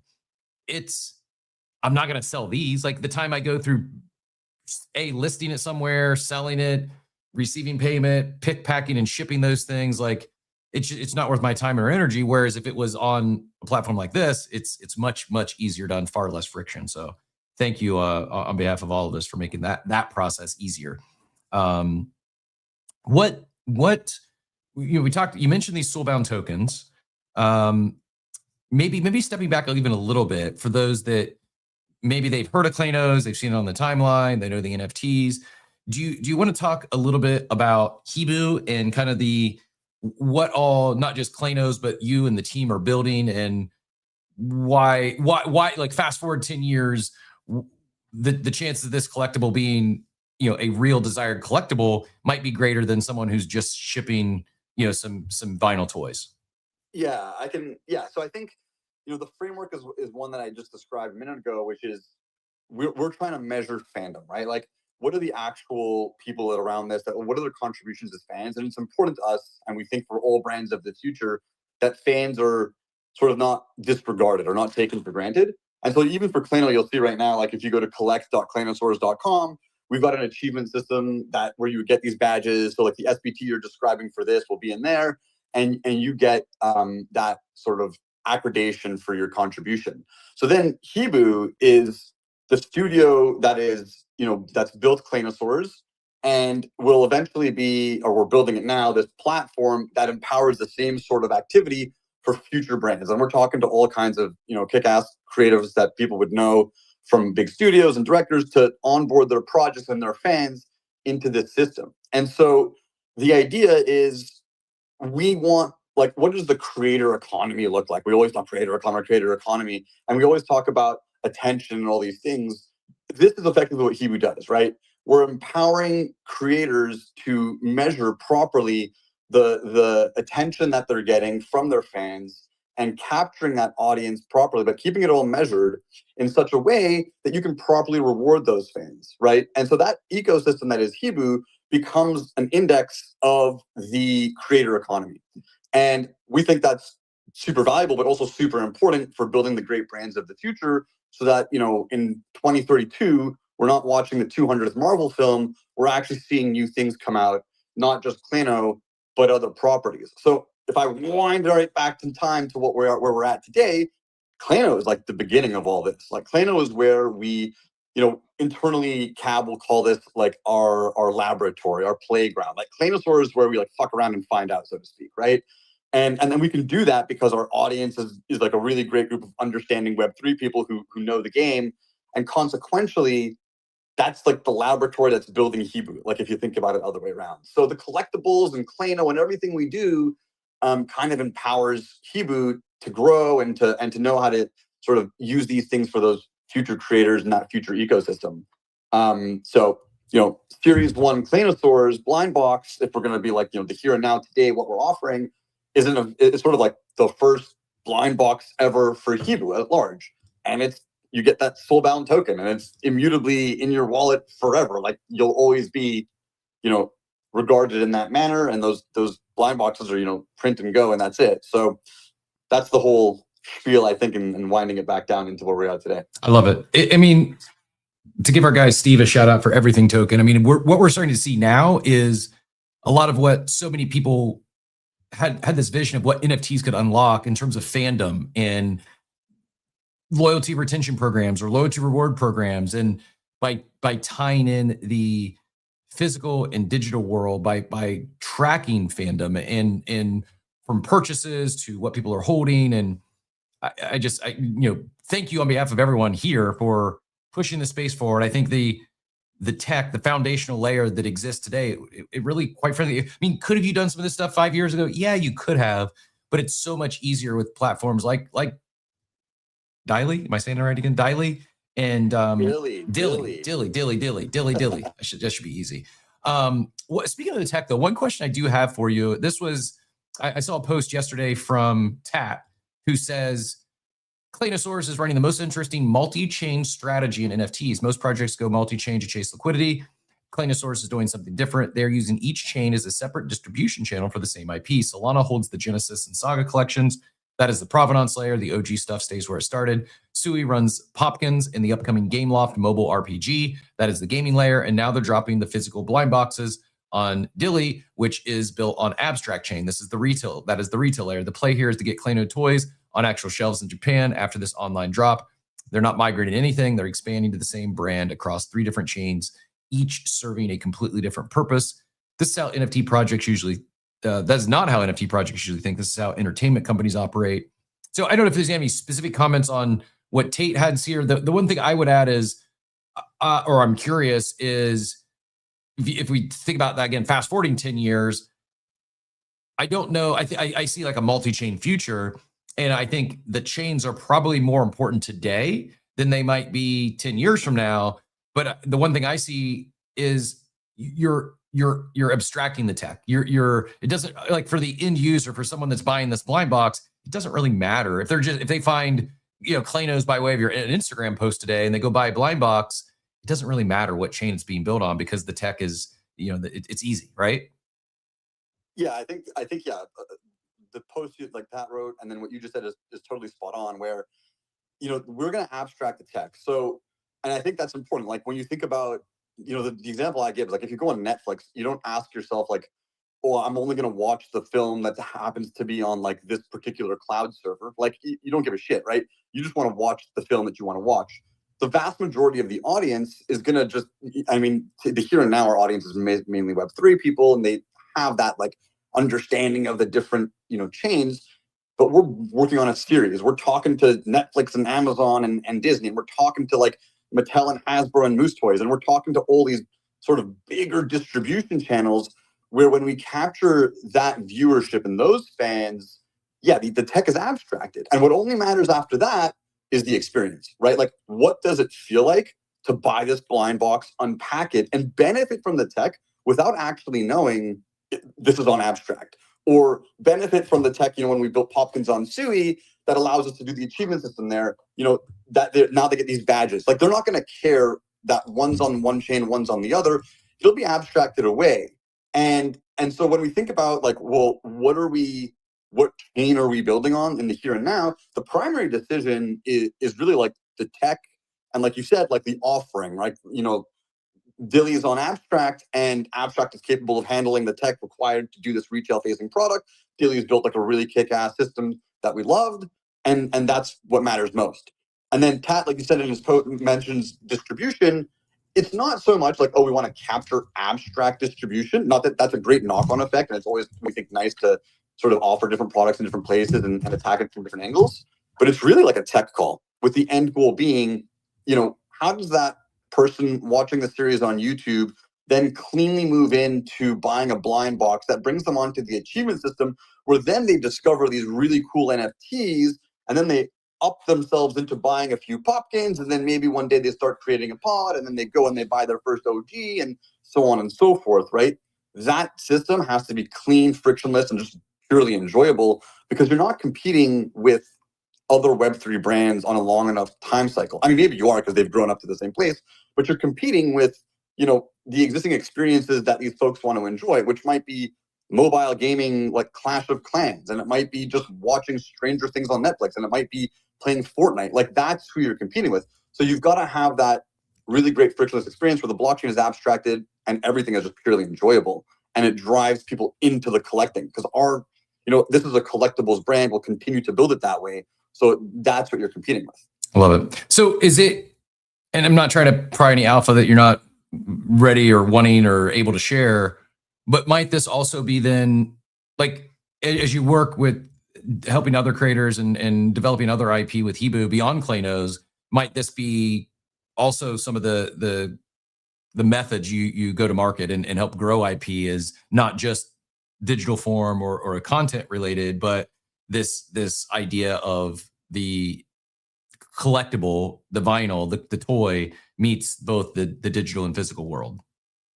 Absolutely. So I think, when you talk to other creators, you're basically, we have a toolbox of things that their properties, their ideas can use. So not every brand will need to leverage collectibles, or will it make sense to leverage collectibles, right? Like, so that's not always the case. We're focusing on animation, so actually a lot of the time collectibles make a lot of sense.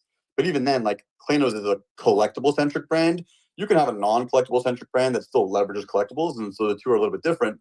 But ultimately, all of these things, like the blind boxes, or even like NFTs, and then like the connecting these things into YouTube and Instagram and pulling APIs and like rewarding people for that kind of stuff. All of these are tools that those creators can use to service their fans, build out their fandom, and honestly build out great properties together with those fans. So as we talk to some creators, like, there's some of them that we're talking to now where like the brand is just so obviously kick-ass, can do collectibles and make sense. There's others where you're like, okay, like, this is actually better for gaming, right? Like, and in the gaming world, we've got a partnership with Gameloft. That's an on-chain game. We know how to do that too. So that's like a different tool set, and that brand might leverage that tool set versus another, right? So there's a whole bunch of things. And then if I build out from there, we've got licensing and merchandising partnerships, distribution partnerships, toy brand license, like all these different things that we leverage that are tools for those creators. I love it. Cairo, I see you jumped up with a hand. You have a question for Andrew? Yeah, for sure. GM. Kudos to you, first of all, Captain, that you're still here. Oh man, my pleasure. Appreciate you. Appreciate the support. I took a little bit of a sabbatical away from CT and everything, but I'm back. I've always been here. Just got my first Claynosaurz, by the way, just now, like a nice green Triceratops, and I've got so many questions. I saw you guys at NFT Paris last year, which unfortunately this year didn't happen. I don't know if I still have my my token from NFT Paris, but I got so many questions. But the one thing I'm really curious about, Andrew, is the role of AI these days. That like, I mean, like listening to all of this stuff, right? There's so many things that you can do, but like there's a lot of grown-up people that don't have time, right? And then still with AI, people still have more tasks or more things to do instead of like AI is actually like helping them to get more effective. But I guess my question is, do you see in terms of like making Claynosaurz content that the level that AI, like video production with Seedance 2 and stuff like this is, that this like AI is helping Claynosaurz to like get more out there and that people can utilize more having a Claynosaurz for their own personal brand? Yeah, that's a great question. Well, first, also welcome to the herd. I'm glad to hear someone bought a new OG. Green Trice sounds awesome. And then yeah, so AI is interesting, right? I'll tell you how we approach it, and I think in many ways it does empower that sort of user-generated content you're describing. So, you know, inside of our own pipeline, we use AI to empower our existing creatives. We don't feel like it's in a place where you can just like raw prompt it and create a wonderful video. You need the storytellers. You need the guys who know how to make a character animated in such a way that, you know, you see the facial expression, you get the joke, and you know, AI can't do that, not today, and not as far as we can see for the foreseeable future. But it can definitely streamline a load of things that are more sort of, you know, grunt work, if you will, right? So AI tooling, as it applies to like the direct canonistic creation stuff that we do, is useful, but it doesn't replace artists. It empowers them. So they just get like this way better tool set to do a lot more things. And you know, an animator who previously couldn't, let's say, like color something or light something, can now like quickly test something. A storyboarder can like do 1 or 2 story frames and then kind of like have the AI build it and like iterate in that way. So it empowers these folks, but it doesn't replace them. And then as it comes to user-generated content, we think that we want to have tooling available for, like you said, like you just got this kick-ass Green Trice. Maybe you want to, you know, make a banner. Maybe you want to have like you put it inside of like a still image. Maybe you want to make a little short video that's like funny with your kids or something like that. That stuff we also want to empower people with. And our view is like, yeah, you're not going to have, like, I say this with myself as well, and I don't mean any disrespect. Like, I'm not a creative person. I could like raw prompt something, make a joke, but it's never going to be as good as the guys on our team who've done this for Pixar and Disney and so on, right? So, but it's still fun and empowering to be like, oh, look at my, my Rex. He did a backflip and it's silly and I can share with my friends or whatever. So for that kind of stuff, yeah, we think it moves the ball forward where a user can now tap into the AI and make their own content, share it. And, you know, there's this debate, well, oh, but now you're going to have all this user-generated content and people won't be able to tell the difference between like the canon and the user-generated content and the real story, which we think is like totally false, right? Like it's just, there's 1,000,001 ways to know why this is literally the actual TV series and why something else is not. And not only, I mean, part of the answer to that can even be Web3, NFTs, immutability. Like you can prove it on chain if you really needed to. But aside from that, even if you didn't have that tooling that we do, most people are intelligent enough to know like this is the story and that's user generated content, right? And we see it all the time with other brands right now where you can see, you know, Super Mario doing this or that versus the Super Mario movie are 2 different things, right? So, you know, full circling back to the question, we use it internally. It empowers our artists. It doesn't replace them. And we find that to be really, really useful. And then as it applies to our holders and people who want to just play around with the brand, yeah, we want to offer tooling so that they can generate stuff with their assets and have a good time and play around with it in a way that just wasn't previously available without, you know, a high degree of technical skills. Not to get ahead of ourselves, like it's exciting. It's a great launch. I love all that you're doing. At the same time, I can't help but think like, what's next? Like this is, now that we're seeing teams like Claynosaurz build upon the tech, use the tech, not just integrate the tech, but I think one thing that I've seen you all do very well, is good, if not better than most others in the space, is continue to reward your OG supporters, your holders, your collectors, not just the collector badges and those that have built their pods, but it's like when I think of quote unquote NFT native brands or NFT native IP that is aligned with their holder base, that really respects and appreciates their supporters and their their raving fans. Claynosaurz does a great job of that, and so thank you. And I hope that not only do I look forward to what is next from Claynosaurz, but this is like, and it's not a PvP thing. It's like everyone can do their own thing, but those, like, checking those boxes and those alignment boxes and leaning into the tech, not just selling enough. It's fine to sell products into Web 2. It's fine to distribute products in other channels. Everyone should be doing that, probably. Like, that's, to build a sustainable business, you're likely going to have to go into a market that's much bigger than the active crypto participants, or especially the active NFT participants. I get all that and agree with all that. I just, like, doing so with your collectors in mind, I think is a key part of it. And it's not like I don't think anyone else is expecting like a dollar for dollar return on their, the NFT they purchase. Like, I don't think Cairo just went and bought a Clayno because he's, I paid X Solana for this, I better get X Solana worth of utility or airdrops in the next year. That's not the case, but I'm guessing, but not putting words in his mouth, but part of the reason that he was excited to buy it is that alignment, is that while Claynosaurz does grow beyond just the crypto natives, beyond the NFT natives, you still keep those collectors and those earliest supporters at the core of what you're building. And I think that's an important piece that it seems obvious to saying it out loud, but I think a lot of brands have kind of maybe got away from that for a little bit, but now are coming back and realize, yeah, this is how we build. If you want to realize the network effects and gain that grassroots organic, support and ambassadorship, you can't forget about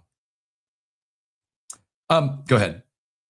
No, I was gonna say I agree with that, and I think you've hit the nail on the head, and we've had enough conversations that I think it's it might be obvious at this point, but yeah, I think one of the things I wanted to just add to that is what we see now, I think, in NFTs, and it's sort of like a resurgence, and I think a lot of people are getting more interested in it, but the flavor of people are very different than what we've seen in the past, at least so far in this cycle, which is more of like you said, like the Kairos, right? Like the folks who are like, I want to collect this. I'm a little bit more like forward thinking than like, how do I flip this on a 2-month timeline to make a profit? It's something I believe in. It's something that I see for a longer period of time. It's something that like I enjoy. And I think that's like a more utilitarian approach. And I'm having this conversation literally like as early as this morning with one of our bigger investors and potential lead on our upcoming round here. But like, they're like, the thesis actually permeates into these larger institutional level, thinkers, if you will, in this case, an investor who's like, no, we definitely see like NFTs are not gone. They've evolved into this next phase, which is like actual utilitarian collecting and the empowerment of the underlying, collectibles or whatever the underlying thing is for that NFT, versus what I think we saw a few years ago, which was a lot of like speculative activity. Like, how do I churn and burn, farm, and make all this money in the next, very, very short period of time, which I think is really healthy. And I think it's awesome. And I think it means, we'll see a really strong and healthy resurgence in the NFT space. Yeah, I agree. Well done. Appreciate it. Not just well done on what you're shipping and what you're building, but how you're doing it. It's definitely not lost on me. And I think a lot of others in the space appreciate it as well. Andrew, I've got one more question for you, and then I'll give you any final thoughts or anything we didn't ask you that you were hoping to share. And then we'll let you get out. I know it's a busy day busy day, week, month, year in the Clayno world. But you mentioned there in passing a current round. Can I ask any plans to, is this like lower friends and family, looking at bigger checks? Any thoughts or consideration of like an echo round or something that the more of the space at large might be able to participate in? Yeah, right now. So yeah, we're doing a round. It's right now it's sort of like in that friends, family, holder phase, if you will. And we have like, a group of accredited holders that we also offer these things to. And we're about to probably move that into the next phase in the coming, I would say, couple of weeks, which will be more public facing. And I'm not going to market around openly here, but it's an interesting thing. And anyone who's listening, who's interested, who might not know about it, by all means, hit us up in DMs. We're always sort of like community first.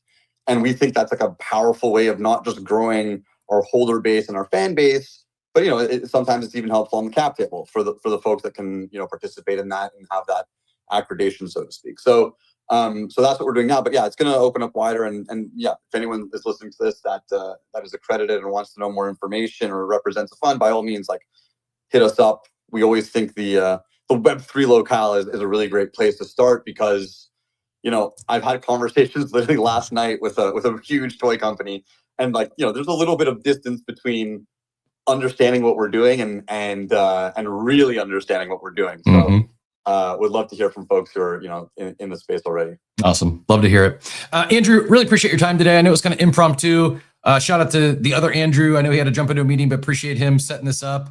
And we did have a great chat with Andrew. We didn't get in too deep into Claynosaurz, at least not this blind box while he was on stage. Really, some great thoughts. You got a great one on the team there and represents you all very well. Shout out to Cab, who's always hit me up with any news of the day or that earned media is real in this space, and I'm happy to amplify what you're all building whenever it makes sense. And there's more often than not, you all are doing something that is newsworthy, and enjoy talking about it. The community, it resonates with them as well. But anything that you were hoping to share, anything that I didn't ask you today that you wanted to share before I let you get out of here? I feel like we hit most things. I mean, the main thing right now is the blind boxes, get them while they're hot kind of thing. Series 1 is Series 1, and blind boxes are physical, and I think it's it's a little bit different than the digital, so it's just a different value prop. And then we've got some more stuff coming out in the next. I think after this in June, we're starting to launch some of the stuff related to the TV series. And very cool. I don't want to step on the feet of my marketing team. Like I almost want something flip there, maybe like it pissed at me. I don't know, but there's some cool things coming together, and I think it's. Some of you might have saw Jerv last week was in LA doing voice recordings for the TV series. So very cool. We haven't seen Claynosaurz with voices yet. Soon you'll see them, and it's just kick ass. Like keep an eye out on what we're doing in that regard, because I think the next couple of months are going to be big here. Very cool. And those blind boxes, if you're wanting to get yours, one or a case of 9 of those today, hit the link up top. You can head up in the Jumbotron, click, make sure you get the official link. Some quick specifics. There's 10 different collectibles in there. There is 5 there's 2 commons, 3 uncommons, 3 rares, a very rare, and then 1 extremely rare that was a pre-order exclusive part of the mystery chase.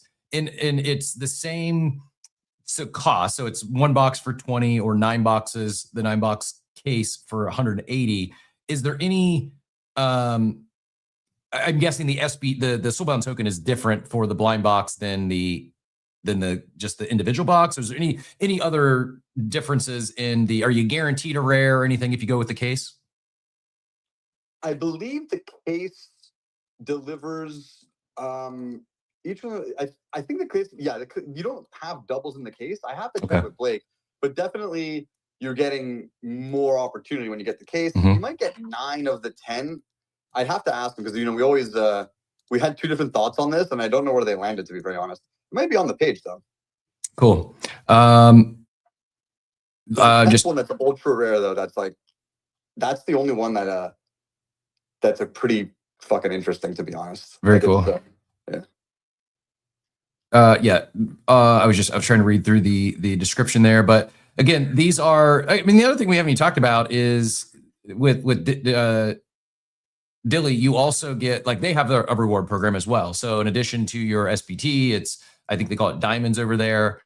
So one other perk of doing this stuff on chain and in this next generation loyalty rewards program is and I have no idea. Maybe there's even some abstract XP involved. I have no idea, but often there is whether it's current or future thinking. The beauty of this is if we do this NFT drop, which we're not doing, but was speculated today on the show, we could go and say, okay, look, we want to allow list anyone who bought the Claynosaurz blind box like that we can do that as a third party because it's on chain, and that's some really cool stuff that while some certainly have tapped into it for allow lists or airdrops, I don't know. I think there's still a great opportunity there for more third party incorporation of assets, not just held but per activity. And anyways, I know we got to get running here. So Andrew, really appreciate your time today. Welcome back anytime. Appreciate you, Cab, Andrew, and everyone on the team there. Best of luck with this blind box drop. And you mentioned that the animated series coming soon. We'll have to have you back on when you're ready to talk more details about that and big announcements. Good luck with all those conversations. Good luck with the raise, and we'll look forward to continuing the conversation here in the near future. We've got Hizzy in the chat, says Machiavelli is a perfect voice if you're looking for anyone to voice a Claynos.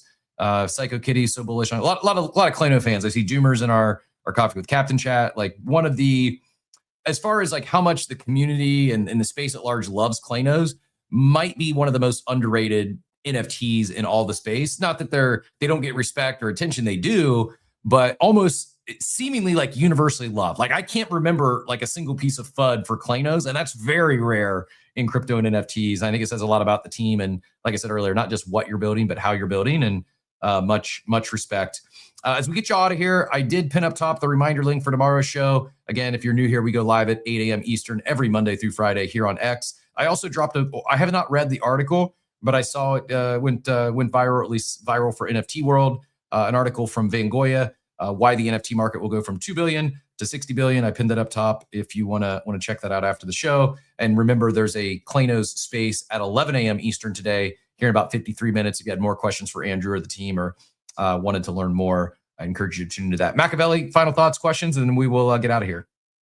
Yeah, Vibe Code Camp is today. We got King Pickle in there. It's live right now. It's all the replays.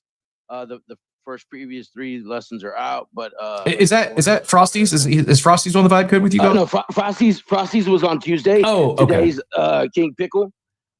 So anybody who's interested in stuff like that, great conversations with Tropical, Figgy, Frosties, and today right now is King Pickle, and King Pickle is a hell of a builder on Ape Chain. So I would just, before just checking it out, you know what I'm saying? Especially if you're here in Emerging Tech, you're wondering about all these things. It's a great watch. It's a great listen to. Heck yeah, man. Leaders and builders in the community. Appreciate you sharing. So yeah, there you go. You don't got to go home, but we're going to shut this space down in about 30 seconds. You can go tune into the Vibe Coding space video stream here for the next 52 minutes, and then you get the Claynos space at 11. I'm sure there's a lot more out there today as well, but enjoyed the conversation. Too many contributors to rattle them all off here as we close, but special shout out to BZ for sponsoring Coffee with Captain and providing not one, but 2 claw pulls today for our community members. Shout out to Mayhem, our community member of the month for April. And on Fridays, we do it. This just so happened I was traveling. We want to do that on video. So it was last week's was delayed a little bit. Just so happened that we did it on Thursday. We have another one for this week's Coffee with Captain tomorrow. So if you missed out today and you want to participate in a claw pull and chase one of those grails, join us tomorrow at 8 a.m. Eastern time for Friday's Coffee with Captain. And until then, hope you all have a wonderful, wonderful day, everyone.